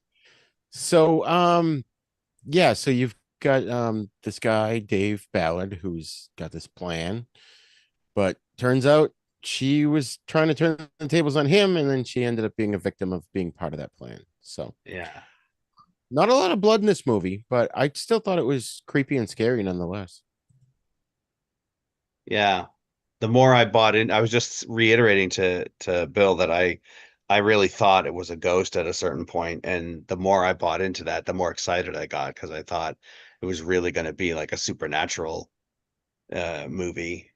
And then Yeah, I wasn't really disappointed that much at the end when they revealed that it was a plan, but I was like, I was a little disappointed. I kind of was I would have I think by the time that happened, I was rooting for it to actually be a ghost. But that's funny. I forgot to mention at the beginning, Bill, I think did we already do first impressions on this movie? Because I didn't say mine. We do? Yeah, you went first, Michael. Then you went Bill. Um, yeah. I saw this at the drive-in with my parents, but I don't remember it. I think I was like so terrified because I remember the commercials. Dominique is dead, or is Or she? is And I she? was just like frightened. I don't. I think I just hid in the back seat through the whole movie. You were I so remember sensitive, TV. Rigor. It Oh, was I was sensitive. terrified all through the 70s. I thought there were monsters under my bed, and I I wouldn't sleep with my I would sleep on my back because I wouldn't put my back to the door and I wouldn't put my back to the wall because the bed didn't butt up against the wall because there was a radiator on the floor. So they could reach up. Yeah. Yeah, so my back was to the bed. I remember the one movie commercial that scared the fucking hell out of me was um The Fog.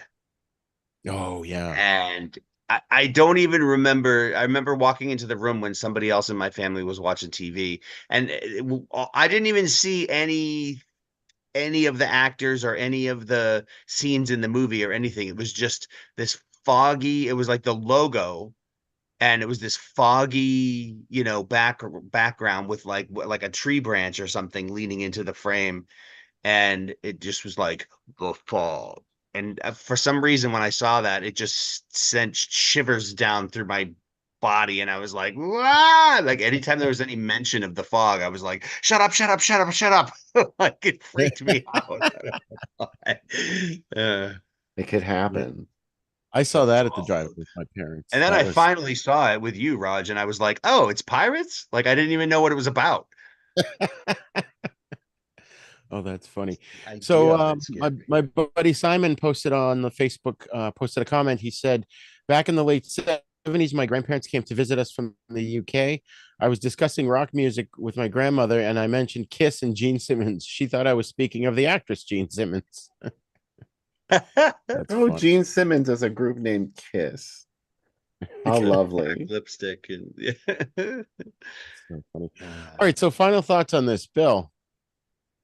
Well, Dominique wasn't dead, but now she really is. yes. Spoiler alert. That should be the And title. yeah, she wasn't at the time of most of the movie, and then eventually she was dead, and it's very complicated. I think the only bad thing about this movie is I could see where people would think this was tedious because it just sort of is very pot boiler type film.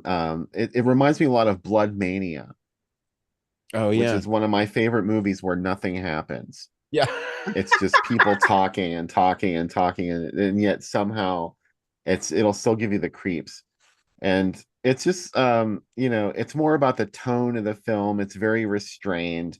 Only a couple of Yeah. times does it really like go to into sheer terror, like the Yeah. moment that you were talking about, or one of you guys was talking about, like when he finds the piano playing by itself. And there was another moment too. Oh, when she goes into the garden and she sees that body swinging and it's a skull head. Yeah. I laughed when I saw that, but I mean, it It was, looked like a toy. yeah. Yeah. I'm like, she's afraid of that. I'd be like, I'd see that. And I'd be like, what the fuck is that? Yeah, I Like, know. what are That you wouldn't people scare me at doing? all. Who Yeah. hung this stupid thing here? That's so funny. Oh I my thought it God. was odd that like from the upstairs bedrooms they could hear like the creaking of the board where the noose was hung, Yeah. They Oh counted yeah. on it too. and I then mean, like going down the stairs and walking down this big long hallway, and then they finally get to where it is. I'm like, how did yeah. that sound wake you up? How did that happen? Uh, So, Michael, final thoughts on Dominique is dead. I liked it a lot. I got yeah, I liked Dominique's character, and I didn't really want her to be dead, but then I got excited because I thought it was an actual ghost, as I've said a few times now.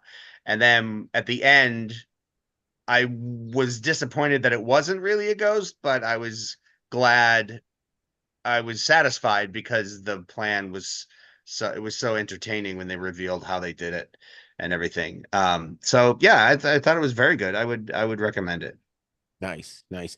Yeah, it reminded me of the old EC comics or even the some of the Amicus anthology films that we've covered. It was that kind of a story, could have been told in a shorter format, but I thought it was a nice little mystery. It didn't have to be gory to be still scary. And I thought the copy of this on was this one on Pluto TV? No, it was on Freevee, right? Yeah. Uh, And which yeah. I thought I had it on DVD, but I don't. But the copy of this and Mountaintop Motel Massacre were really good. So Yeah. made it enjoyment. This is definitely one you have to watch late at night if you're looking for a late night scare movie before Yeah. you go to bed. It's beautifully shot. I forgot to mention that. It plays like a TV movie almost, Yeah. but Yeah. visually it's definitely a theatrical film, and it's, very beautifully composed. The version I watched was on YouTube, but it was free. It was like one where you sometimes you have to pay to watch them, but some of them are Yeah. free. So it was the fixed up Blu-ray version of it, and it was really nice. Nice. Huh. That's awesome. All right. Next up, we're going to discuss Let's Scare Jessica to Death from 1971. A recently institutionalized woman has bizarre experiences after moving into a supposedly haunted country farmhouse and fears she may be losing her sanity once again. So, first impressions, when did you first see this, Michael? Why don't you go? Was this a first time viewing for you? First saw it. Yeah, this was a first time viewing for me. Um, I love the title. I was so on board when I'm so jealous. You're eating nerds? Damn. I want some candy. I want candy. Anyway, sorry. I thought the movie was good. At first I saw them driving the hearse and I was like, what the hell has this got to do with anything? Um, and then the woman who played Jessica, I feel like I'd seen her in something else, but I thought she gave a great performance and really, really believable in a lot of ways. I liked the little voiceover whispers of like what she was thinking. So part of it was, it seemed like it was a voice talking to her, and part of it was her own thoughts, and I found that really interesting. I have to say though, I watched this on, I don't know, Tubi or some fucking channel, and it didn't end. Like it ended, but they didn't show the ending of the movie. They did like I think I missed it. I was just watching it, watching it, watching it, and then all of a sudden another movie started, and I was like, Oh, that's weird. What the fuck?" Like, Well, so did you I'm watch gonna. the ending? I saw the well, there it didn't let me watch anymore. It just cut to like I saw the part where she goes. I saw the part where everybody comes into her room and she Yeah. panics and she runs outside and she finds the guy with the insecticide truck and he's been killed. And she goes, and she runs away from the truck. And then another movie started on the channel. Oh So wow. I was like, That what sucks. the You should have happens watched after it on the that? link I sent. Well, I didn't actually send a link for it, but it was on. What did I say it was on here? I It's did. I used all the information you Awesome. sent me. It On was on what? Fossum, which Fossum, Oh, I which didn't is I watch have the. it as an No, add-on. that was Dominique. You said Dominique was on Fossum, I'm didn't you? sorry. Sorry, Pluto TV. Yeah, I did. I don't Huh. know. Maybe there was a glitch. There must have been a glitch, and it just like went. Must have been a It's glitch. on the It's like, Internet Archive too. is it? Oh, okay. Yeah, I should have hunted it down, but I watched four movies in one day, so I was like, whatever. I'll Oh, find out. okay, yeah. There's a lot I'll to find watch. out how it ends. The You know? ending's the best part. Yeah, it just cut me off. I don't know what happened, Oh, but it's too bad. Oh, so, Bill, I saw you rubbing your hands earlier, so I'm going to go next on my first impression. This is when I remember the TV ads, but and it being in the video store, but I never actually saw it. This was the first time viewing for me. And again, I thought it was going to be low budget crap, but it turned out to be really good, and it definitely started right off the bat, almost like Motel Massacre with the whole mental illness thing, and I really liked that you got into Jessica's head, and she would say you would hear her thinking to herself, oh God, I hope they didn't see that. They're gonna think I'm crazy again, and I liked that. I thought that was kind of cool to get into the character's head throughout the yeah, movie. yeah. So, Bill, why don't you go as you fill your mouth with I Now that nerds? just filled yeah, my mouth with candy. Well, this was a movie that I first saw on TV when I was a kid, and it was terrifying to me because I wasn't expecting it to be scary. uh, A lot of it takes place in the daytime. I think I watched it during the day. It was on now this first played on TV, I think it was 1977, but it's when it was broadcast in prime time. But I know I saw it after that. I think it was probably like 79, 78, something like that. It was on WOR TV, Okay, yeah. some syndicated TV station in the middle of the afternoon. And I was crazy about vampires when I was a kid. And I was like, oh my God, this movie's about vampires. So then I was hooked. I was like, oh my God, she's a ghost. She's a vampire ghost. So I was just hooked by this movie. It was terrifying to me. It still is. It still gives me the creeps when I see it.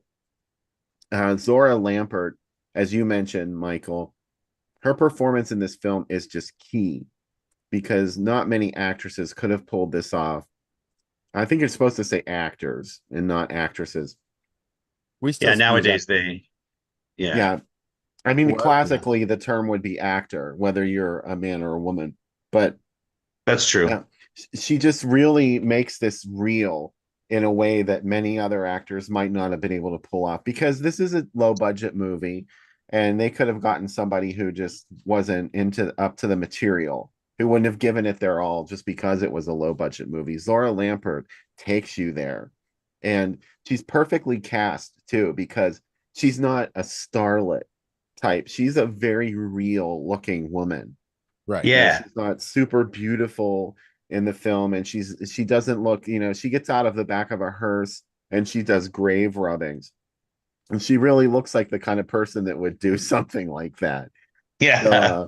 everything just clicked into place when this film came together. I think that's what makes it so magic because all of the actors are just uniformly stellar. Mary Claire Costello, who plays the vampire in the film, she is Mm, just really stunning and creepy in the movie. Um, he's I just definitely can't say enough creepy. good things about it. Yeah. Yeah. Yeah. It was directed by John D. Hancock, who also did Bang the Drum Slowly from 1973. That had Michael Moriarty and Robert De Niro and Vincent Gardenia in it. And as you mentioned, Zora Lambert, she was awesome. She was in Exorcist 3 from 1990. She was also, Mike, you probably recognize her face because she was on a lot of TV, including Knight Rider and The Equalizer. I did So, recognize her face. Yeah, yeah. But I yeah. didn't know from where, but yeah. She did a commercial series for Goya beans. Oh, okay. Really? She was a spokesperson for Goya beans. Yes. Beans, beans. The magical fruit. The Um, She never more you said eat, the that. more you chew. I love that July is National Baked Beans Month. Oh, sorry. Um, anyways, Barton Heyman played Duncan. He was the doctor in the first Exorcist movie. The guy named Kevin O'Connor was Woody. He was in The Brink's Job, which was a movie with Warren Oates, and I think Peter Falk was in that. And Michael, that was filmed in our hometown of Stoneham, And Massachusetts. Stoneham. Yeah, in Stoneham Square. I know. Yeah. That's awesome. They redid all the facades of the storefronts to look like it was the 1920s again. Yeah. Um, I still have it. I should pull that out. I have it in a photo album somewhere, pictures that we took and newspaper clippings that my mother cut out and stuff from when they made. I mean, that was a big deal. Hollywood came to our stupid little town, you know. Yeah. Right. Um, we also produced And Nancy didn't Kerrigan. they, wasn't there like there used to be some kind of a little kiosk in the center of the square, Yeah. like, but it was installed in like the 60s. So that when they came to film the movie, they had to like take it down, remove it Yeah, they had to to film the move it or scenes. something. Yeah, it was one of those things where like a police officer would stand in it and he would direct traffic from it. It looked like a TARDIS with open windows. It did. Um, It did. It did. And it had like six sides instead of four, but it looked like a TARDIS. the girl was played by Gretchen Corbett. She was also in Jaws of Satan from 1981, which Oh. I don't remember that movie. Is that a By the chef? girl, they mean the girl in the cemetery. She was the mute girl that kept trying to Yes. get Jessica's attention. Yeah. And she was trying to warn her about the vampires, right? Yeah, Yeah. she was trying to get her to she took her to see the body of the antique dealer because she had seen the body and she led Jessica to the body and then eventually later we find her dead in Woody's or not Woody her husband's viola case. The Yeah. viola he Right. plays a bass. He The plays a upright bass. yeah. Yeah. Yeah. So Viola would be a lot smaller. viola, yeah. They They crammed cut her her into a up. viola case. They chopped her into little pieces and shoved her in a piccolo case. Oh God. Oh God, that's good. Piccolo. So Okay. this one of the reviews I read about this from the time, they basically were comparing this to the book or the story Carmilla, where Emily's a horror of a house guest, and after both men have been bitten by her, it becomes apparent that Emily's none other than a 100-year-old vampire who, over the course of time, has attacked all the men in the nearby town. But is she Yeah. real? Is she a projection of Jessica's mind, or what? Mm. I I didn't thought, even really fully realize that it was vampires. Like I know somebody said something about vampires early in the movie, but it really wasn't until that scene where she was like kissing the guy with the mustache, and then she like turned her head and went like that, and then I was like, oh, she is a vampire. Like it yeah, just, I had the same confirmed it. reaction. That's the only scene, by the way, in the movie, or one of very few scenes that Jessica is not in. So that makes me think that what was happening was real with the vampires, and it was Jessica that just Uh, didn't understand. She thought it was just her imaginings because she'd Right. been through this before. Right. And it's funny too. I was just thinking of the title too. Let's scare Jessica to death. That should be more of the title of Dominique, where they were trying to scare her. In this, it was like I didn't think they were all trying to scare her to death. Am I wrong? uh, No, it was, I think that was just a title that they were given to work with.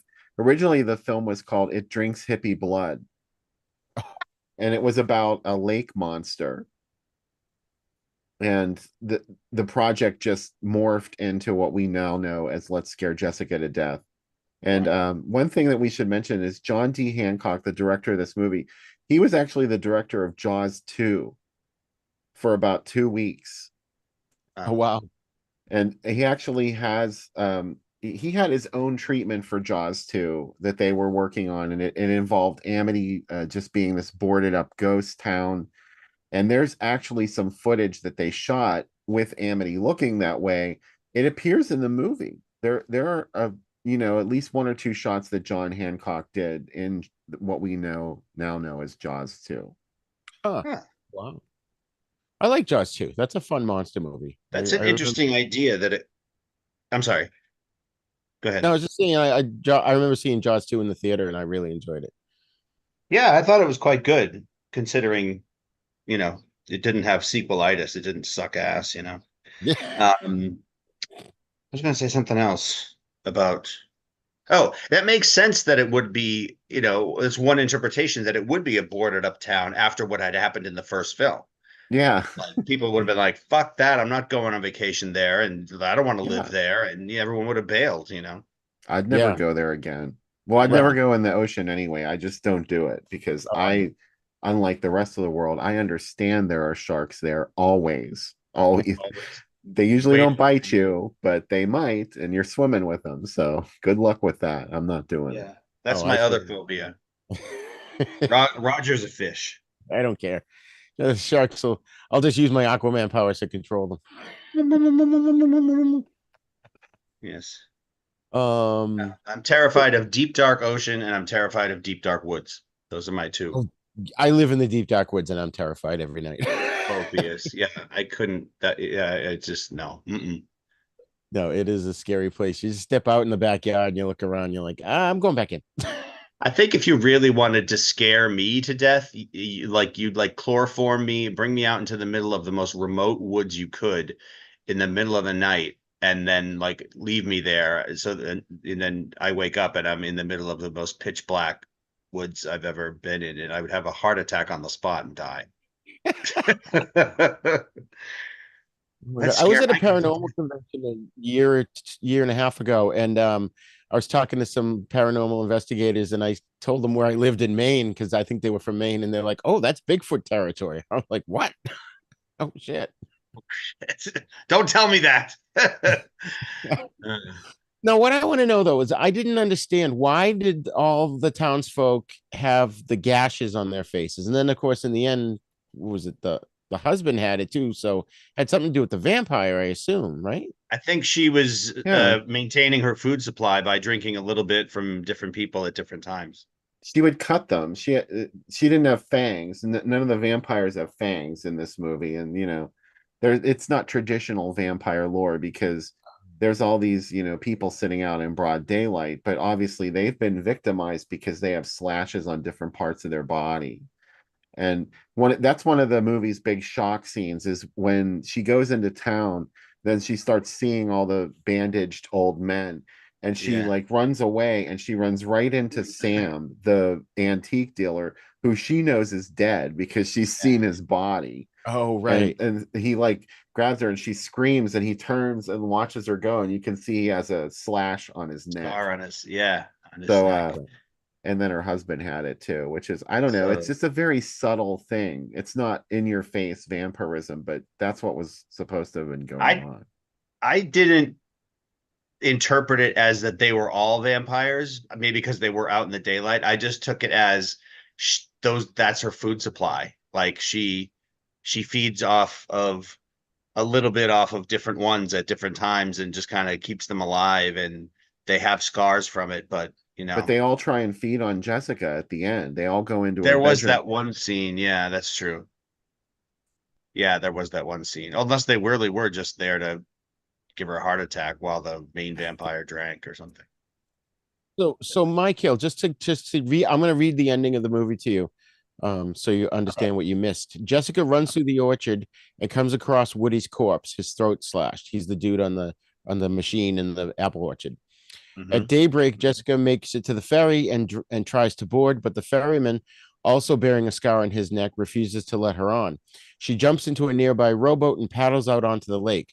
When a hand reaches into the boat from the water, she stabs the person in the back several times with a pole hook. As the body floats away, Jessica sees that it's Duncan.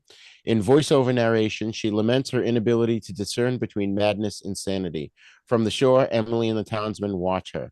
And that's the opening shot of her in the boat. Oh.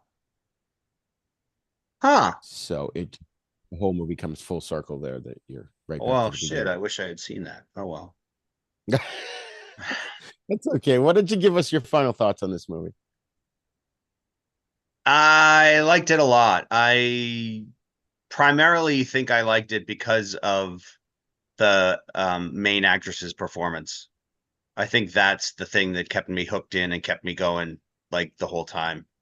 Um, like yeah, there was the people getting, there were the circumstances of the plot, but I think I was mostly just fascinated by what was going on in her head and how she was trying to piece together all this crazy shit. And yeah, it was really good. I don't know if it's for everybody, um, because it's not like there's not a lot of action in it or anything, but it was good. I would recommend it to somebody who, you know, I don't want to go so far as to call it a character study because I know there are movies that are referred to as that. Um, but I felt like just being with Jessica's her experiences and what went on inside her head and outside in the world was the most compelling part of it. Nice. Bill? Well, I like all the movies on tonight's show. These last three, though, are my particular favorites, especially the next two, including Let's Scare Jessica to Death. It just means so much to me as a film. It's crucial to my appreciation of films of this nature because I came to it when I was young, and it's a little adult in the way it approaches the material. It's not something that there's stuff there that kids can hold on to, like the scary images. But what's really happening in this movie is Jessica is losing her mind. And she's had this problem before, and she thought she had control of it. And then they take her away from the sanitarium and they take her to this place, that they've bought, and it starts to happen again, like she's losing her grip and she knows it's happening and she can't stop it, and she's starting to lose her ability to tell what's real and what isn't. That's the truly scary thing about Let's Scare Jessica to Death, is because she just can't stop it, and she still ends up in that rowboat in the middle of the lake not knowing what the hell's going on. and she may have just murdered her husband with a pole hook. And that's something, it's a little more adult than a kid could latch onto, but this was the one of the first moments when I got it. Like I really got it, and I was into it. It was a kind of horror that I had never experienced until I saw this film. So it's special to me. I really dig it. Nice, nice. Yeah. Yeah, like I said, I hadn't seen this one before, but it definitely adds to the whole sort of mental health or mental illness issue that's in all these films. Yeah. Which I thought was great. I loved that you could get into her head, and you just described her progression of her sanity starting to slip, and but you hear her thoughts, understanding that as it's happening, which is that definitely makes it terrifying. I kind of did, like Mike Hale said, I kind of did miss the whole vampire thing. I think I didn't even catch the antiques dealer saying about it the first time. I did watch this twice.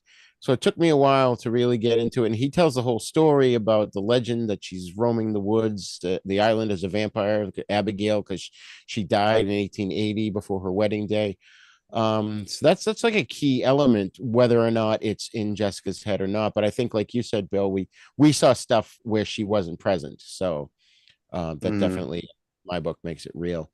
Very trippy. I like the music in this movie too. Does this have a Blu-ray release or anything? Yeah. Scream Factory put it out. Oh, good. Okay. Yeah, because the Pluto TV version was good, but it definitely looked like it could have used an upgrade. Laura So Montero in the chat says she liked Jessica a lot because she felt like she was in the mind of someone having these experiences. Mm. exactly, yeah. And she also recommends another movie with mental health issues where you're hearing someone's thoughts is A Name for Evil. Oh, I don't know that one. That sounds good. Huh. The It's title. it's really good. There's lots of full frontal nudity in it. Oh, then that's very good. Write that down. Oh my God, A Name for Blood. Oh, Name for Evil. A name for blood. We have a name for that. My And for grandson, sometimes he'll ask for cereal, and he'll ask for life cereal, and he'll say, "Can I have life without milk?" And I'm like, "What is life without milk? What is wrong with you, kid?" Yeah, who does that? I'll bet you say that every time. You're like the dad joke. The It's dad funny. joke. Yeah. It's so funny that there is a thing called a dad joke now, and like Yeah, we just know what that means, right? Like it's right. just this stupid, corny pun or something that just is like, and all of our dads did that. Like, why? Why was that like a staple thing? And now Do we you do. do we want to look at some ads for Jessica? Oh, did we not? Okay, yeah, put those up. Yeah, I I'll be absolutely back. will. I was waiting for you because you had the ones before. I'm sorry. Yeah, I do have Jessica and see what they'll call up, Okay. but you go. So here we go. Here's some Jessica ads. Can you see that? Yeah, there we go. So this was distributed by AIP, I believe. I think this was distributed by AIP. Well, it played with Scream and Scream Again. That was an AIP movie. Um, Here's a beautiful lineup too. Oh wow, Rosemary's Baby, The Penthouse. I don't know that one.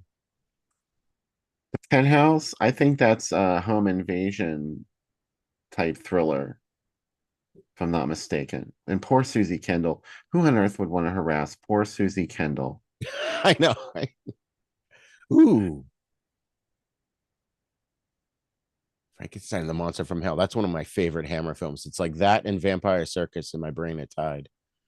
I love Frankenstein and the Monster from Hell. That seems to be not a very popular Hammer film with I fans, know. but I kind of dig it. I just remember as a kid, the title was what got me. I'm like, oh, I gotta see that Frankenstein and the Monster from Hell. Oh, there we go.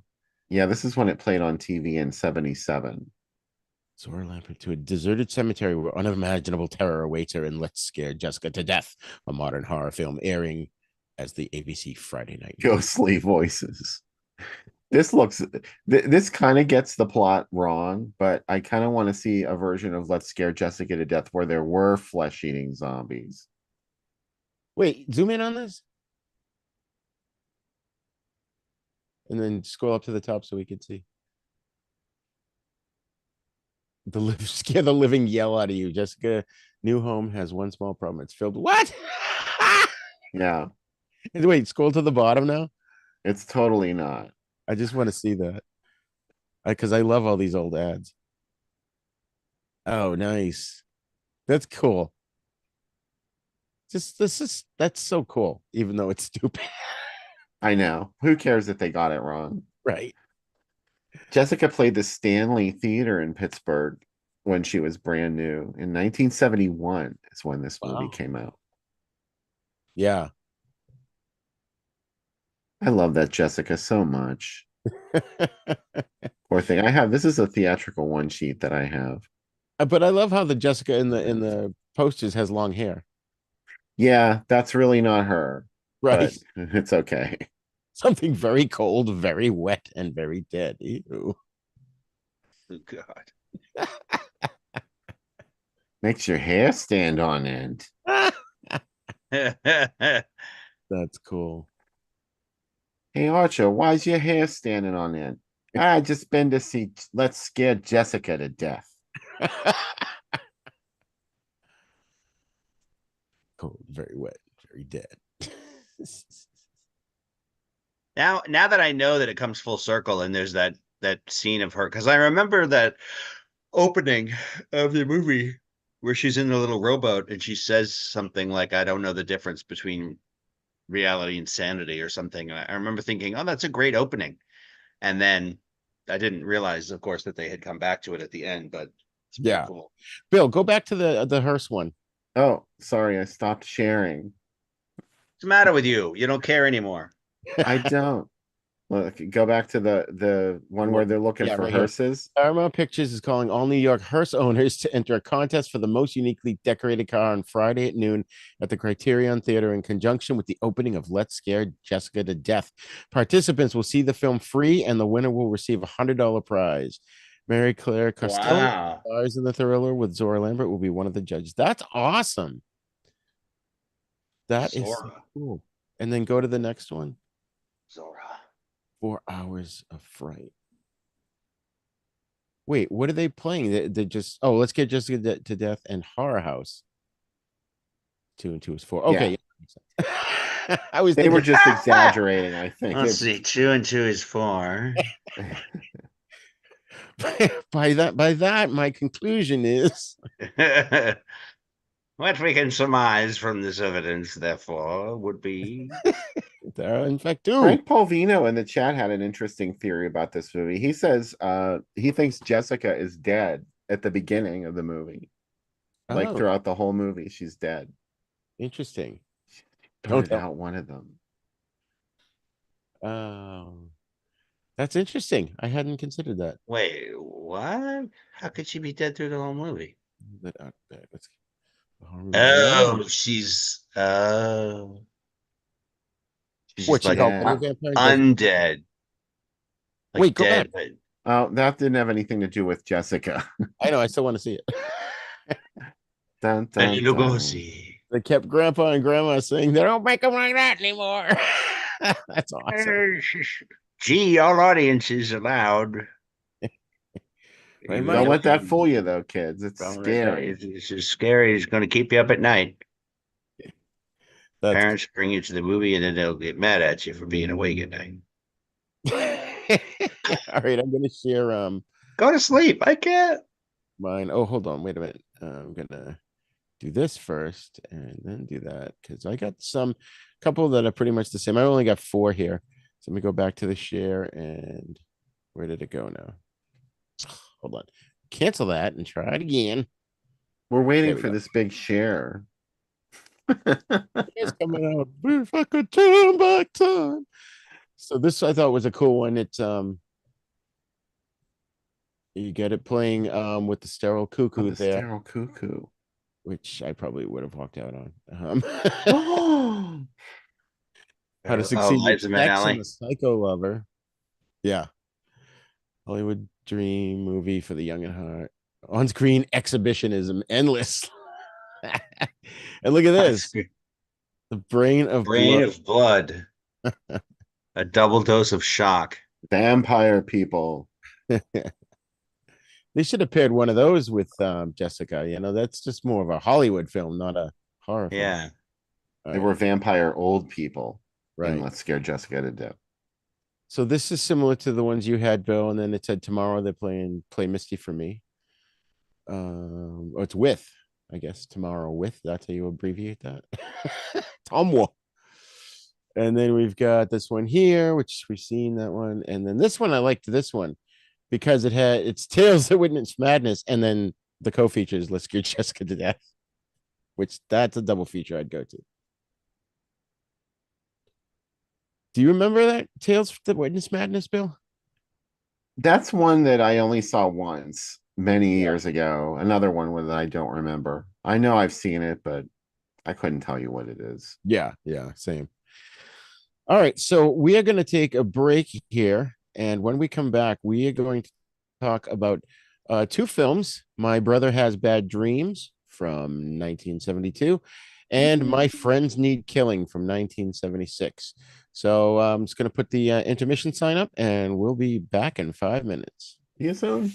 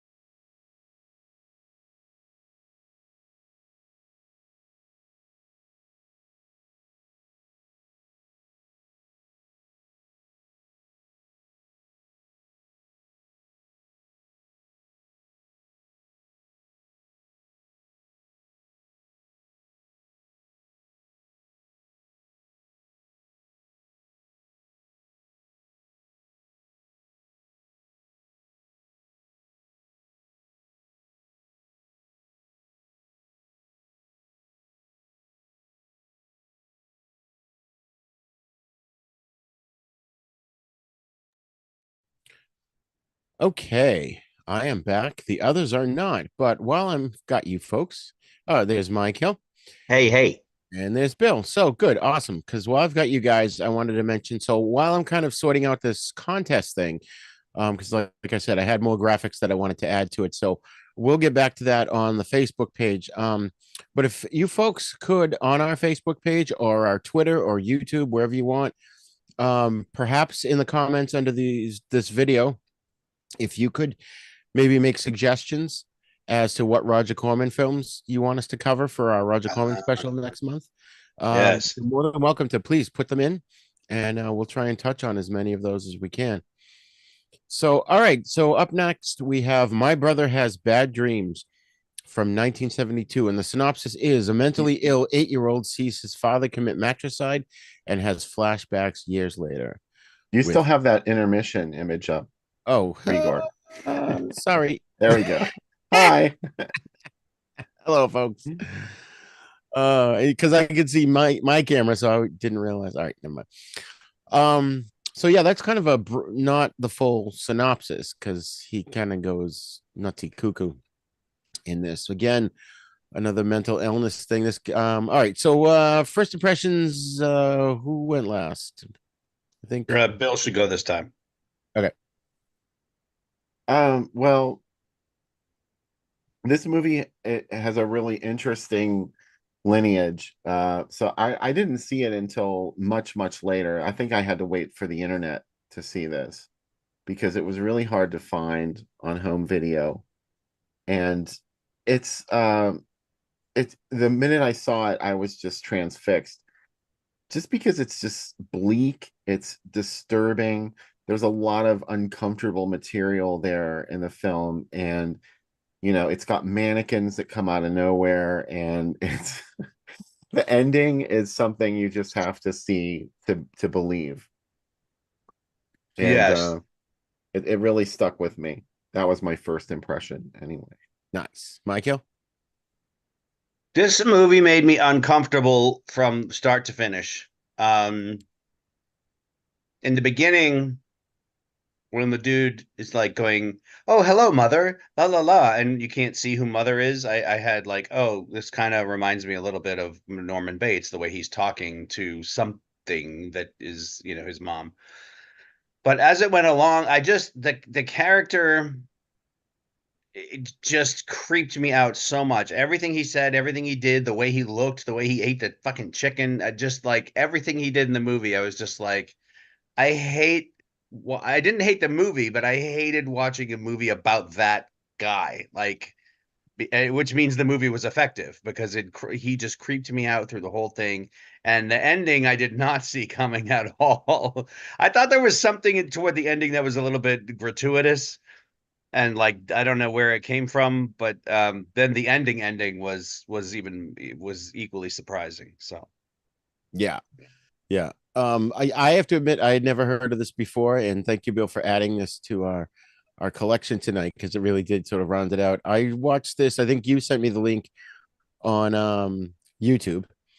And this movie and the next one that we're going to talk about, I felt they were both good, but they both suffered from the poor quality of the copies that we watched. I think it Yeah. definitely both of them need to be remastered to make them enjoyable. But I think that speaks volumes for this movie is that it was still good, despite the fact that there were many scenes where you couldn't see what was going on.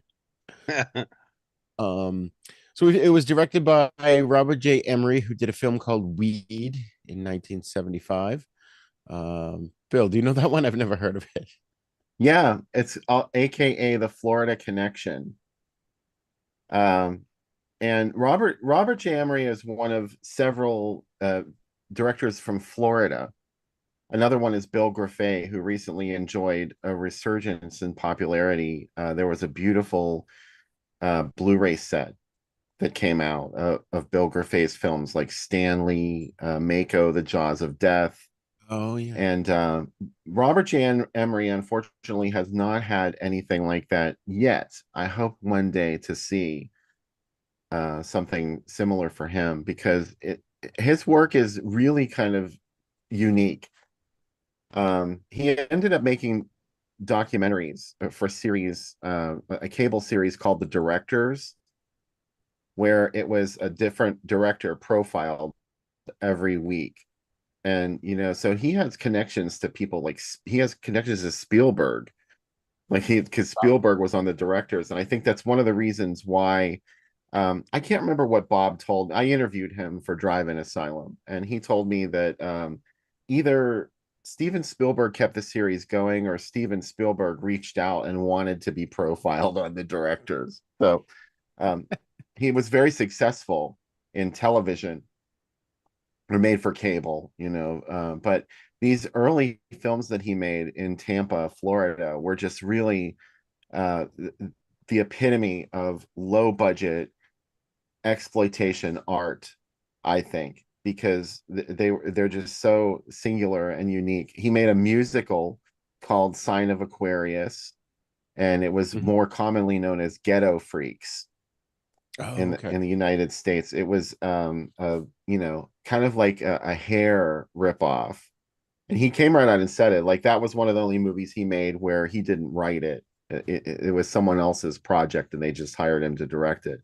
And he said, I didn't know whether I could direct a musical. I had never thought about doing it. And he was like, well, the reason we did it was because the guy who made it knew that Hair was going to be made into a movie and he wanted to get there first. So they rushed this movie out that was sort of like a Hair ripoff.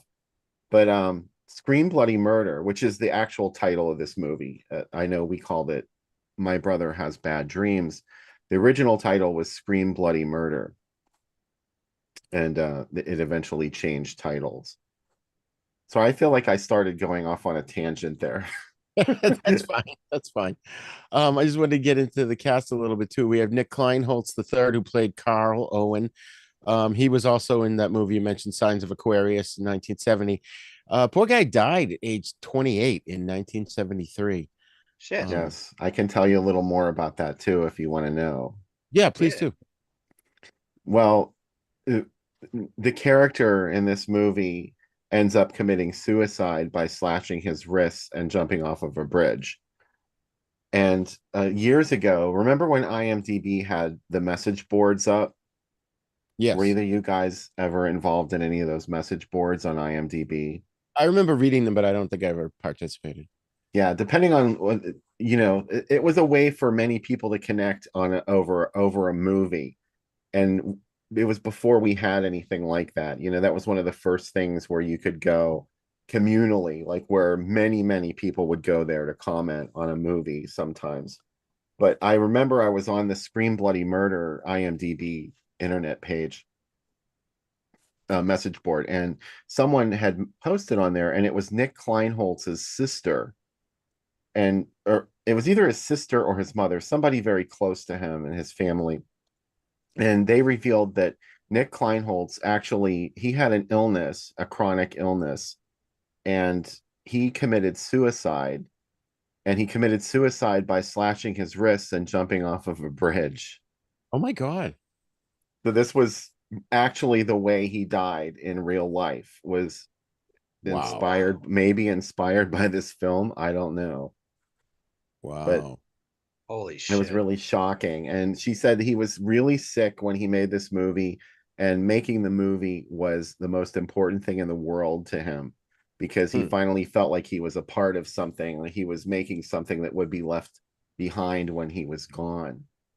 And I think that's really compelling, especially watching the movie, knowing that, Yeah. it changed the experience for me a little. Yeah. And I forgot to mention too, I had the same things in my notes too, Michael, that it was very creepy and uncomfortable, from beginning to end. It was Yeah. just like you wanted to take a shower after watching that movie. Yeah, he was just so greasy and blech. He kind of reminded me, I at first glance, I thought he jumped out of Revenge of the Nerds into this movie. He just looked like that kind of guy with the glasses. I was He really upset does. when he walked into the house and got the floor wet. Yeah. I was like, take your shoes off, take your shoes out, you idiot. Like then he's like, oops, I sorry, mother. I just tracked water all over the house. He Like, you freaks out fucking because he sees moron. a cat in the house. He's terrified of Yes. cats. Yeah, Yes. I was so upset when he killed the mailman. I The mailman know. seemed like such a decent guy.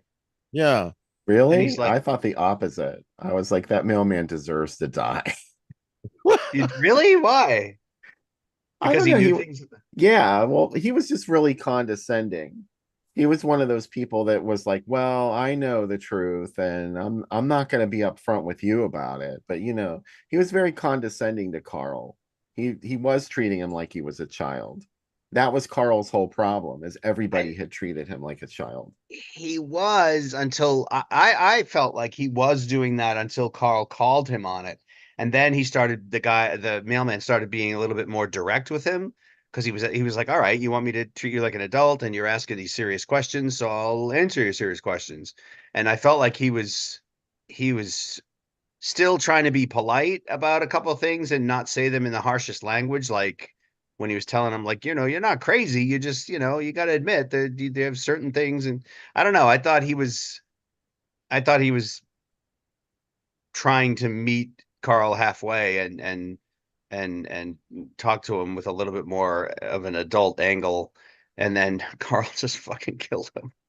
I know. And I was like, what are you Yeah, doing? that stood out to me too as an an evolution of the character, that they didn't really need to have him start to be nicer to him, but I liked that aspect of it. Hmm. And then we've got Paul Vincent, who plays Tony. He was in the Dark Shadows TV series. He was also in Arthur from 1981 with Dudley Moore. Oh, that's right. And then Frank Logan played Mr. Phillips. He was also in Weed, and he was in Nightmare Beach in 1989, which I think I saw that a couple of months ago. I think Bill, or He not was in a few Sign of months ago. Aquarius too. IMDb won't change the credit though. I've tried to change it on there a couple of times because he used a different name when he was Yeah. in Sign of Aquarius. But Bob told me that was Paul Vincent. I reached out to Paul for an interview too, and unfortunately, he never got in touch with me. He's Oh, still working. He's still an actor in New York. yeah, yeah. That's too bad. All right, let's do our newspaper ads. So let me call mine up. Paul Vincent, not to be confused with Peter Vincent.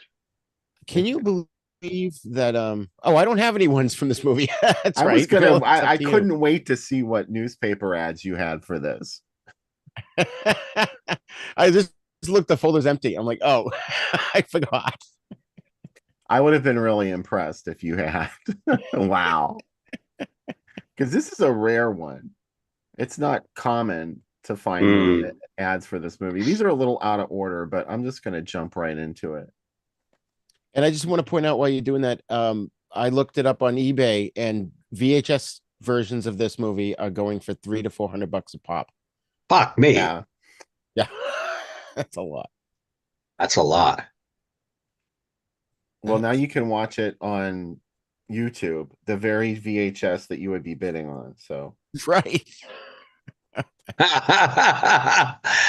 He'll make your skin crawl. Now that's an accurate tagline, because he does. Yes. this is one of the ads that they promoted it with when it played Tampa in 1972. It was in November of 1972, I believe. This is where things started to get a little confusing because this movie came out and it was called Scream Bloody Murder.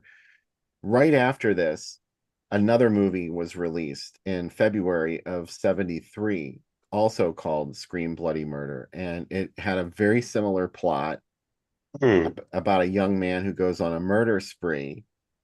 And the other Scream Bloody Murder is about a guy with a hook for a hand. And I'm sure everyone has seen it because it's on all those Mill Creek Oh yeah, sets. yeah, And Angus Scrim from Phantasm has a brief role in it. yeah. So now this ad here, this is the same, the one we watched, or this is the other Scream Bloody No, Murder? this is the one we watched. I'm only showing ads for My Brother Has Bad Dreams. Okay, okay. Sorry, we saw this one. Here's another one. Go back. We Last didn't see 6 one before. days. They must have bought out the theater for 4 weeks because I can't imagine anybody went to see this after like the first couple of nights. Yeah. Wait, go back and add. This one? Oh, Oh, okay. I thought I missed. I thought there was one that I didn't see. So Yeah, I like that with the handprint because it doesn't really give away a lot. Yeah. another distributor picked it up and put it out in 1975 as My Brother Has Bad Dreams, probably because the other Scream Bloody Murder had already existed for a while. And ironically, the other Scream Bloody Murder changed its title as well. Maybe because this movie had the same title, and the other one was called The Captive Female. Oh, My That was interesting. God. that was the parallel Scream Bloody Murders alternate title. It's getting very confusing. Oh, look, Hmm. there's Blood Spattered Bride and Daughters of Satan, Mm-hmm. reminding us Frenzy of blood. Bleh. the star of this film could be your next door neighbor. Pray that it's not. Good Lord. Secret cult of tortured witches. Like father, like son. Scream, bloody, and murder. And now the screaming starts. And Orson Welles in Necromancer. There were so many screams that night. And Color. Bad dreams. Here it was simply called Bad Dreams. So It's the same handwriting as the other one. They just cropped it and yeah, stuck it in. I didn't even put a capital B on it. Right. It was like, fuck it. Oh, That's cool. this is one of the things that happened in the scenes you couldn't see. What year is this one? 1972 Okay, is yeah, when it because originally came out. Asylum's there. That's what I saw that the drive-in I told you guys. This could have been from like 73 or even 74 by the time this came out. But Asylum was also a 72 film. Yeah, So so was it maybe now the screaming starts, wasn't it? mm, I Hmm. think so. I think it might have been 73. Now the screaming starts. I'm not too familiar with that one. That's if I remember correctly, it's the one that has Vincent Price and Christopher Lee and It's the crawling hand movie. what's the are you Oh, you're asking? thinking of Scream and Scream Again. Oh, maybe that's what I was thinking of. This is England, 1795. The young Catherine has just married Charles Fern Griffin and moves into his castle. She becomes the victim of an old curse that lays on the family. On her wedding night, she is raped by a ghost and gets pregnant. Good God, I don't think I've seen this one. It's got raped Peter by Cushing, Herbert ghosts. Lom, Patrick McGee, Stephanie Beacham. Okay, yeah, I knew it was a Peter Cushing movie. And lots of screams. Yeah. So I have seen it. Well, that's cool. Those are awesome, Bill. They were hard to find. Whoops, I can't do that. They were hard to find. Yeah, especially the theatrical run as My Brother Has Bad Dreams. It didn't play very many theaters under that title, so Yeah. I can understand why. This is a heavy movie. It's really kind of, it's It's not a yeah, feel-good film. no. This is from a review I got online. The person said Carl and his spinster sister Emma lived together since their father murdered their mother, and they're just a huge ball of sexual repression until a mysterious biker named Tony comes into their lives and all hell breaks loose. Well, it breaks loose slowly. Sort of. A The small hell. father murdered the mother. And then the sister helped cover it up. The sister helped the father move the body. That was the thing that was revealed in the Ah, dark. Those scenes at the end were not that dark originally, I'm sure, because you can Yeah. tell they Oh were yeah. shot with blue filters. It looks Yeah. beautiful. It's just it's too dark and you can't really see anything. So I'm mm, praying one day. I know for a fact that there are labels that want to put this movie out on a Blu-ray, but they just can't find a 35 millimeter print. Oh. It's just not there anymore. And Bob didn't have a copy of the movie. All of Bob's movies are lost, Oh. except for VHS. Some of them were lucky enough to be on. He made a movie called Willie and Scratch, which I remember seeing on TV several times. It was about these convicts who are on the run, and they hold up in this ghost town, and you know, drama ensues.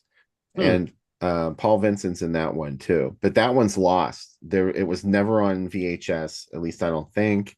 You just can't find it anywhere, Huh. unfortunately.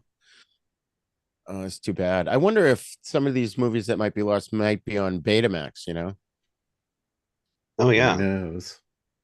'Cause, It's we'll have to forever for lost another in the day. archives of So, time. yeah, the reviews, a lot of the reviews said it was slowly paced, but I thought it worked. I didn't have a problem with the pacing. I liked watching the I didn't descent either. of him. Yeah, losing his mind even further than he had already lost it. I mean, the poor kid saw his father kill his mother, and that just fucked him up for the rest of his life, you know? And it's like And there were a lot nobody. of scenes. Go ahead. Oh, I was just gonna say it's interesting to note at that time that nobody knew how to deal with mental illness like his. They were like, Right. oh, special, or always got to go see the psychiatrist, but they could never figure out how to get to the root of the problem, you know? And you weren't supposed to talk about it. It was a shameful secret because people looked at you like, like there was something wrong with you Yeah, if you have a Yeah. mental illness. What are you yeah, So, crazy? You're telling me I'm crazy? so they were People just think I'm kind of, crazy? yeah, they were like, it was very hush hush and you weren't supposed to talk about it. And that unfortunately magnifies the whole problem because then the result is situations like the one we see in this film where the sister is sheltering him.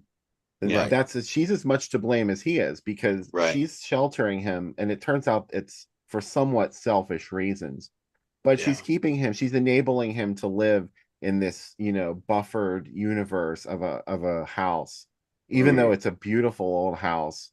It was for sale not too long ago.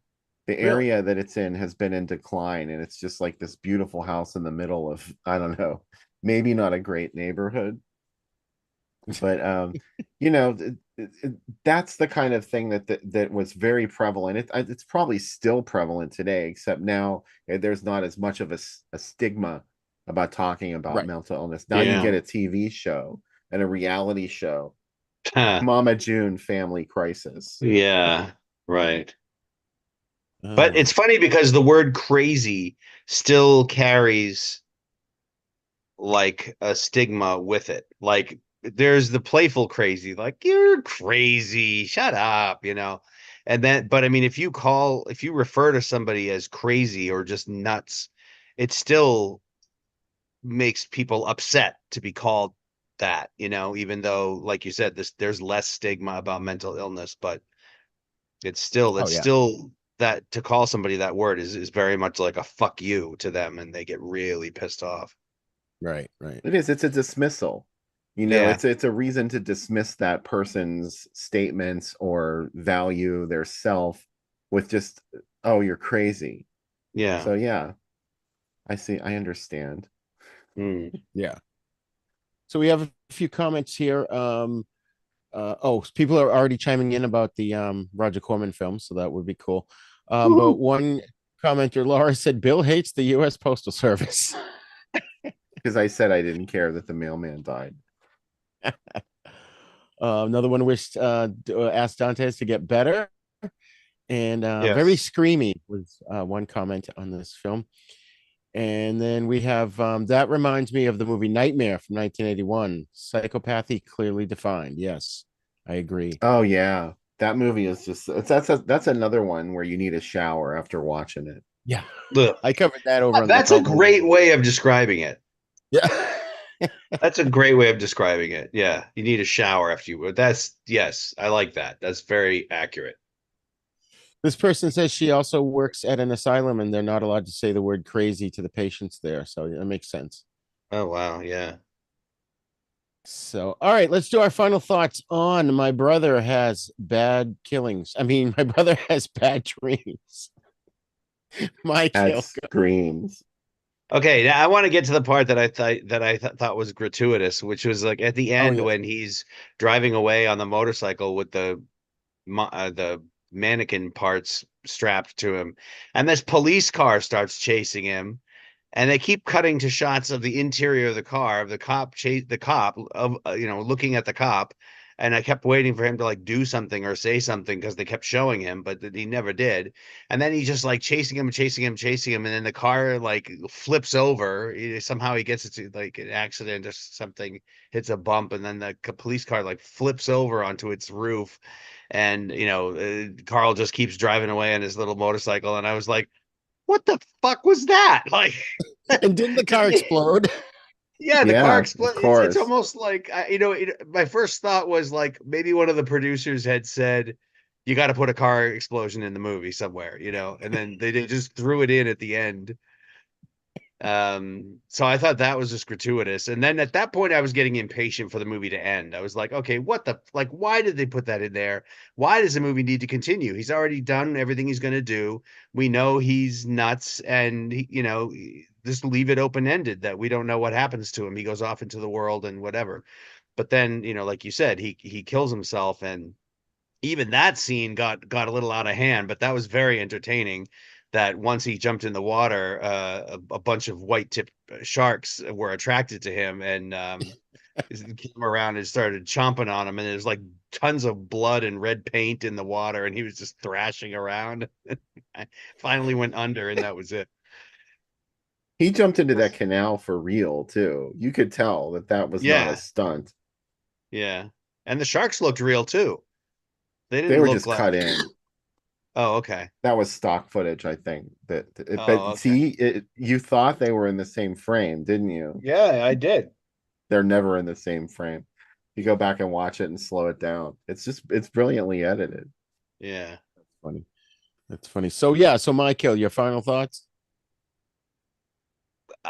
Just creepy and gross, and I don't know that I would recommend it necessarily. I would, because I would be I enjoyed it, but I would only recommend it to certain people who I thought could tolerate the grossness that Carl is.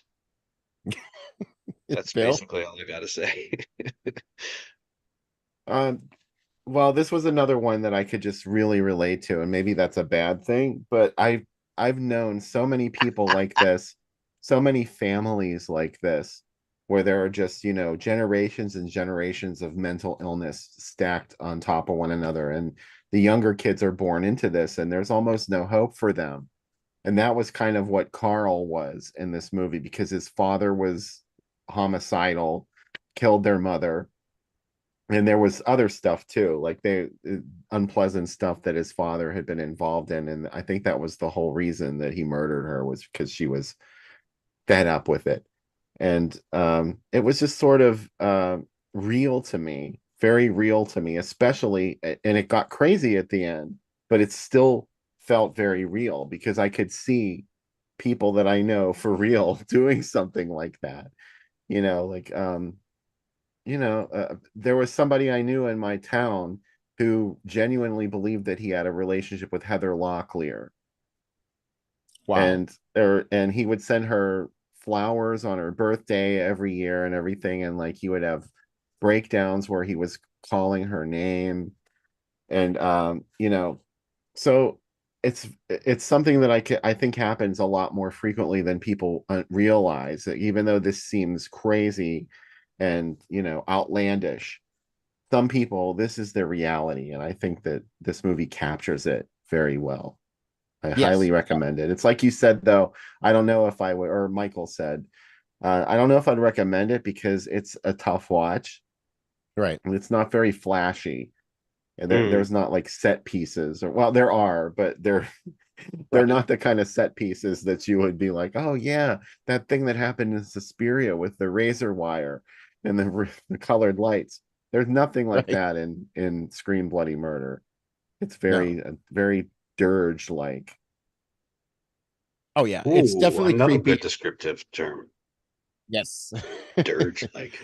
You said it perfectly, Bill. This movie is effectively uncomfortable because it seems so real. I think the low budgetness adds to more of a gritty kind of documentary almost feel to it.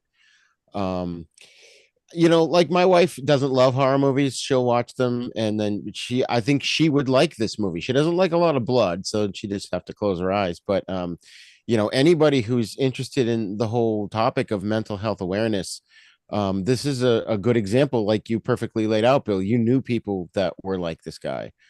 Maybe not to the murderous lengths that he is, but still, it's a real thing that's out there. Mm. It definitely suffered from being bad quality. It's really a shame because this movie was so good. So I think, yeah, hopefully they'll find a copy of a print of it somewhere so they can remaster it.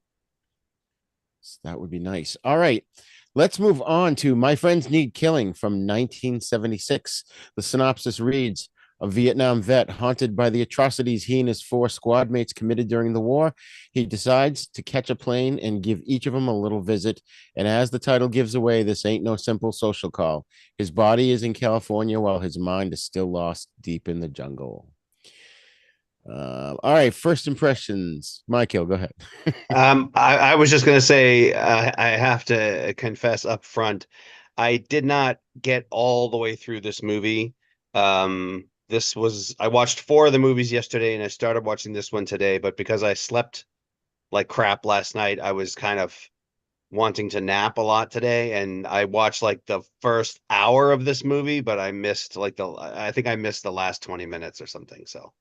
But what I saw of it, it was the first time I had seen it. What I saw of it, I thought was a little disjointed and a little slow at moments, but well acted. And I really thought the opening scene of the guy lying in bed having his like war flashbacks and having it upset him, I thought that was really well acted, and that got me hooked to want to watch the movie. Nice. Bill? Well, again, this is another one of those psychological thrillers. When you don't have a budget for a film and you're making an exploitation movie, that this is a really lucrative genre because you can make it cheaply. There's not a lot of special effects that are required. And this definitely takes place all in the mind of the audience, this movie, I think, because it's all about how people that you know or you think you know them can suddenly turn on you and murder you. Like, what if that happened? Because we Yeah, trust so many people into our lives and like have them into our homes and we think we know who they are. And like, what if one day they just snapped? And, statistically, you're more likely to be murdered by somebody that you know and somebody in your family. So true. maybe not Yeah. your family, but, Right. So if there's, anybody writes to you out of the blue and says, "Hey, I'm gonna stop by and visit you," move. yeah, Yeah. And Bill, you picked this one, and again, I'm glad you did because it really rounded out the whole all five films. I was a first time viewing for me. I had never heard of it before, and actually, as I was watching it, because I was glad I didn't know anything about pretty much most of these films tonight. Um, is I thought it was like this vigilante tale. I thought he was going around killing these guys because they were bad. They had committed these atrocities, and it becomes pretty clear after a while, not too far into the movie, that no, he's nuttier than all of them put together. He's yeah. just gonzo. Well, I picked this because the director is Paul Leonard, who made I Dismember Mama, Right. which we did on our show Ah, not too long ago. I think that's Yeah. how it originally came up. Yeah. Yeah. And he also did Ape from 76, which was a King Kong ripoff. So God. beep, beep, beep. Bill's having Vietnam flashbacks of watching Ape. Yeah. It's too much. I can't handle it. PTSD from watching a movie. Oh my god. So our cast here is well, Paul Leader also wrote it, and the cast is Greg Malavy, who plays Gene Klein. He was, of course, the husband of Mary Hartman, and he was in iCarly, just lots and lots of TV shows.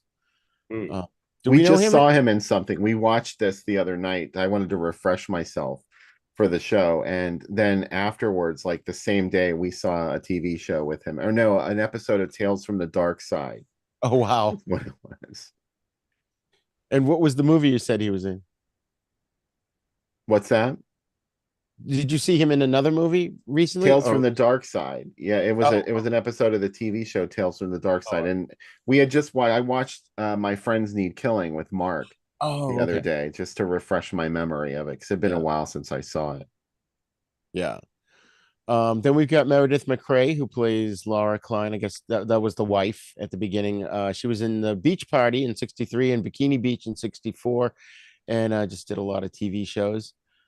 She sang the song too. Oh, did she really? Oh, that's cool. I kind of felt bad for her too because she just was like, oh, you're going out again, okay, yeah, fine.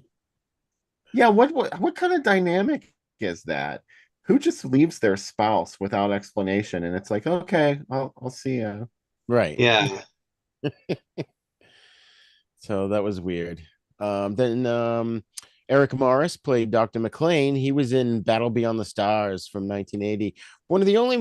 One of maybe three movies that I've ever fallen asleep through in my life. Um, and that's another Corman one. And then Wavelength from 1983, where the extraterrestrials are held prisoner by the U.S. government. Did you fall asleep because you were tired or because it was awful? I think because it was awful. I'm sure I would Okay. like it now. I haven't seen it since, but I just remember Okay. Sybil Danning in it with, Yeah. Neville um, Danning. and by the way, the guy that played Walter Miller, I had no idea the two of you combined as an actor named Bill Michael. What do you know? We're like the Constructicon Transformers. We can reassemble and rearrange ourselves into different There you forms. go. All right, I'm going to share. I only had three newspaper ads. Part of my issue this time around too was it was too. I was too busy, and I just, at least if I got one, I was happy. All right, so I'm going to zoom in on here. I kept the whole page because there was just a lot of stuff going on. This is from, excuse me, Tuesday, November 23rd, 1976, the Austin American Statesman. So it's Austin, Texas. So you've got right here is my friends need killing. Why would a man seek vengeance on his friends? And it was with the co-hit Born to Kill with Warren Oates. Over here, you've got Ape, Speak of the Devil, Ape the amazing Doberman. fighting a shark, apparently. Marathon Man. Yeah, good movie. The That's Rape a Killer. great movie. I've never heard of the Rape Killer. Ooh, a rape killer. Yikes. It's creepy right by its title. Wait, you know anything about that, Bill? I haven't seen The Rape Killer. I find ads for it all the time. I haven't watched it yet though. Huh. The Abductors. I like The the little ad for Fiesta with it's just like the bottom bikini bottoms. where? It's very Oh yeah, uh yeah, over on toward the left. Yeah. yeah. Oh, what's this one? The bloody enema. That's a bad sign. Enemiga, La Sangre Enemiga, the bloody enemy or something, enemy of blood. Oh, okay. You should see a doctor right away. My anus is bleeding. Oh, I'm happy to see Shane and Kitty Oh God. appearing. Missy Beethoven. Steve Beethoven. My friends need killing there again. Then we've got a bunch of good ones. Silent movie. I saw that in the movies. My parents took me to see that.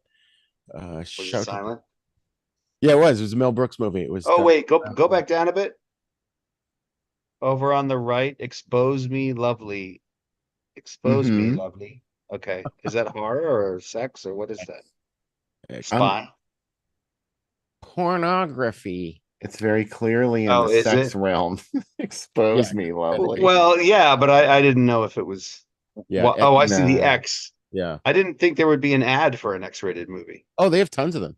Oh Really? yeah. Back in the '70s, even into the '80s. Carrie, No Mobile. Henry. So just tons of. I mean, Chinese Connection with Bruce Lee. That was another reason I kept this whole page. The Omen. The greatest Bergman. Uh, Sparkle. What Stacks, Sparkle, Ooh, Greta Garbo, double feature. and Grand then Hotel and Anna Karenina. Clockwork Orange. There you go. Anna Karenina. And then the next one is also my friends need. Arm to Kill. This is from November 24th, 1976. It's Austin American Statesman again. With Warren Oates and Born to Kill. Warren Oates.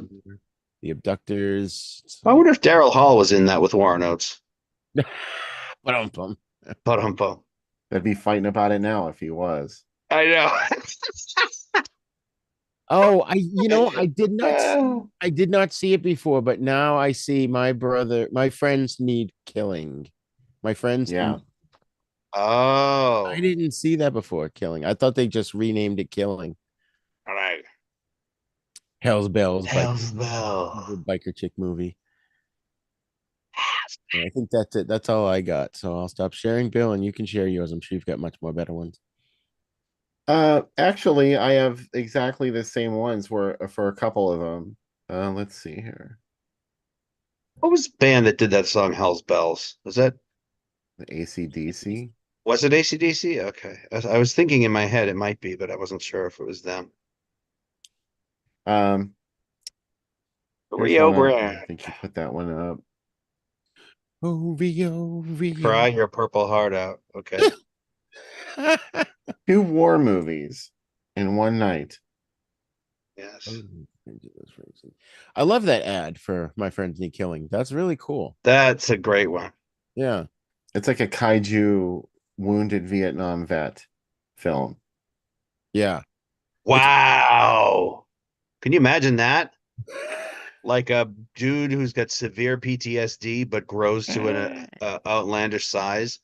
So he's so traumatized by everything, and then they try to attack him like they did King Kong with all the artillery, and he loses his shit even more. A shell-shocked giant wreaks horrifying revenge on an entire city. There My you go. friends need killing. that's hilarious. I mean, not that PTSD is something to laugh about, but it's a silly concept for a film. That's all. A giant. I was gonna say something about that too, but I forgot. So yeah, oh now you can see the The My Friends Need the clearly. mental health thing. A The little bit. You mental can see it a little better. yeah, Yeah. slightly. Here's a reissue that happened in 1983. Wow. So they were trying to make it out to be sort of like a slasher, I would presume. Yeah.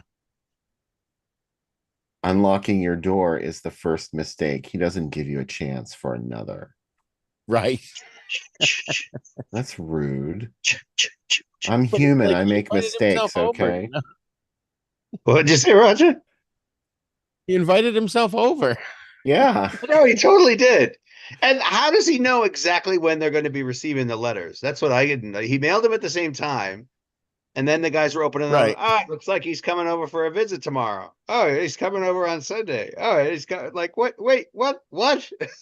How does he know he's going to be able to hit those locations on those exact days? He's like, here's Oh your well, warning. That was a here's your thing in the warning. 70s. Here I People would just come. show up at your house. Yeah, Right. people don't do that Right. anymore. I saw a comedian say that the other day. He was like, it used to be people would just show up, and now you're like, you hear the door and someone's at the door. You're like, what? Who's that?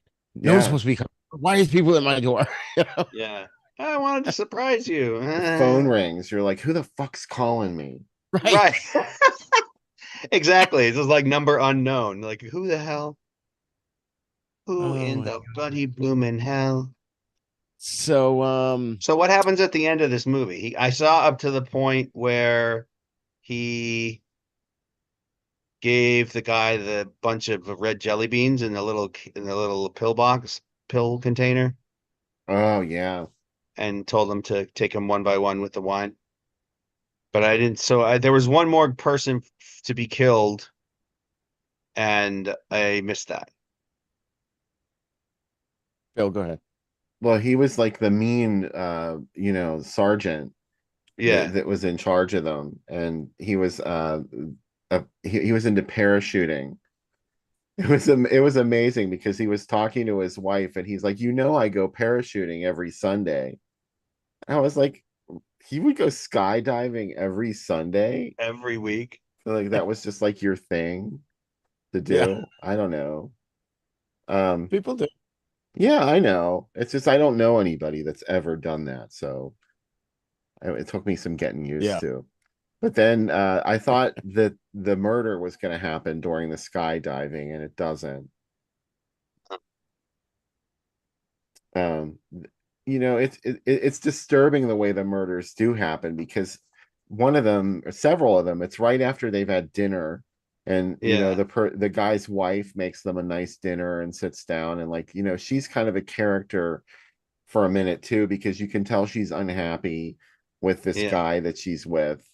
And that's a theme throughout all of the relationships, by the way. Like the actor guy didn't have a girl, but the other two did, and both of them seem like they didn't like their husbands very much, or the one's husband like raped her. Yeah. Yeah. So Yeah. these were men that were not, they weren't dealing well with Vietnam either, or maybe that had brought something out in them that never really left when they left That, Vietnam. that's what I was saying. Where Gene, the main character there, which I love Greg Molavy's performance in this, because Yeah, he was nuttier than they were combined.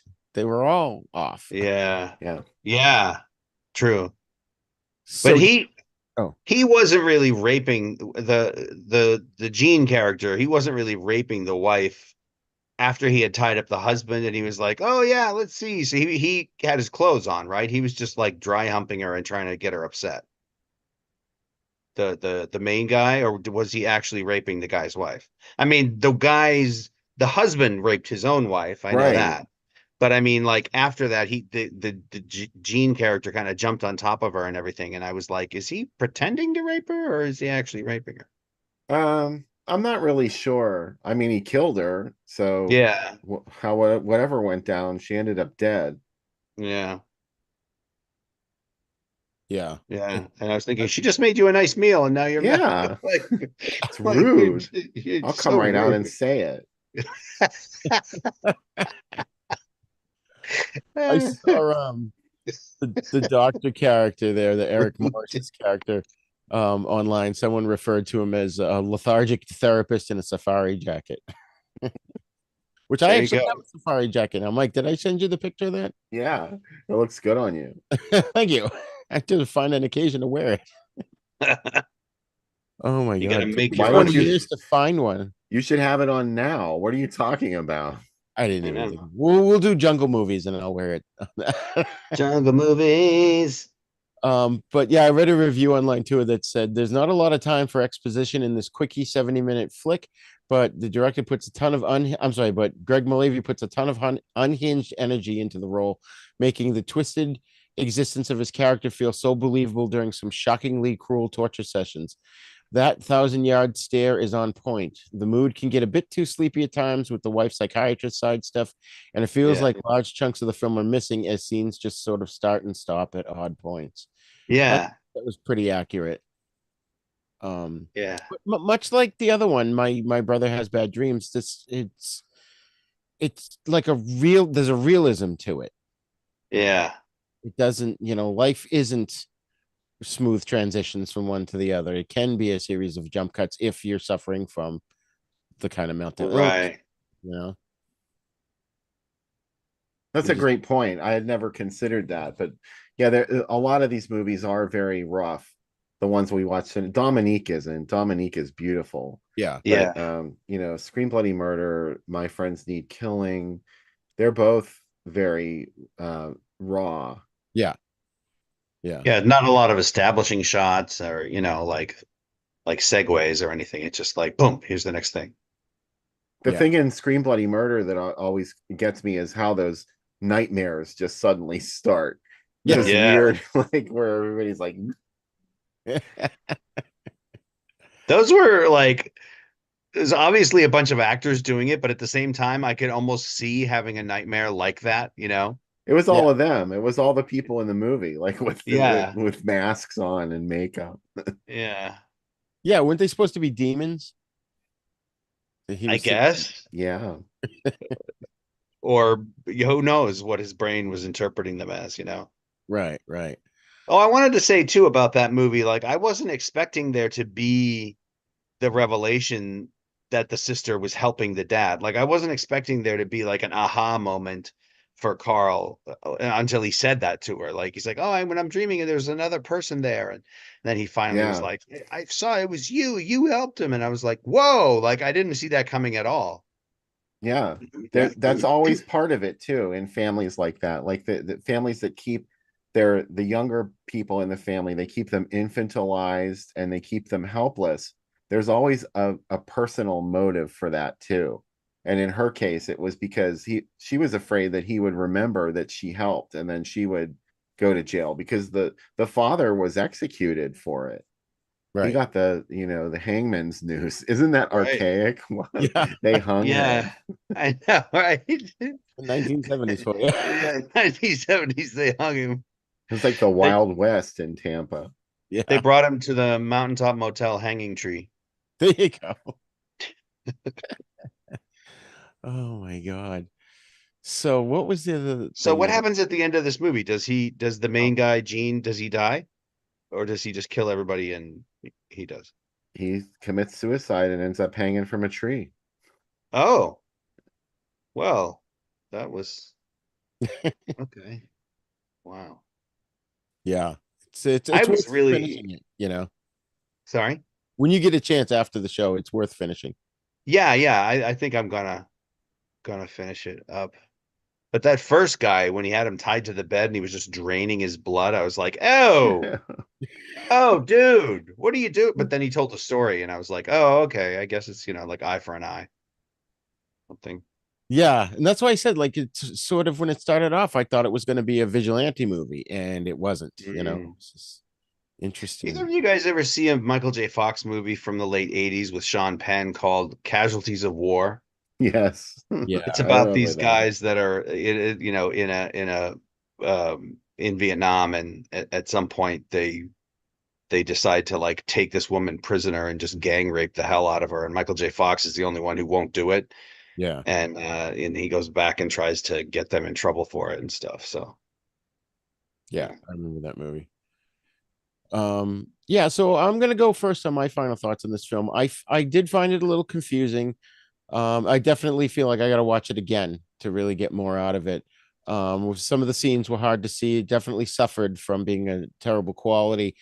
And again, another one that needs to be remastered on Blu-ray. Bill, do you know anything about that? No, I don't think it's out there. But I mean, like the last one, you knew they were looking for the film. Is anyone looking for this one? Oh, I haven't heard anything. But I mean, I hope that I hope I'm wrong and that there's some disc out there of this, but I don't think so because if there was, it probably would have been on YouTube or the internet somewhere, all Right. fixed up and looking pretty.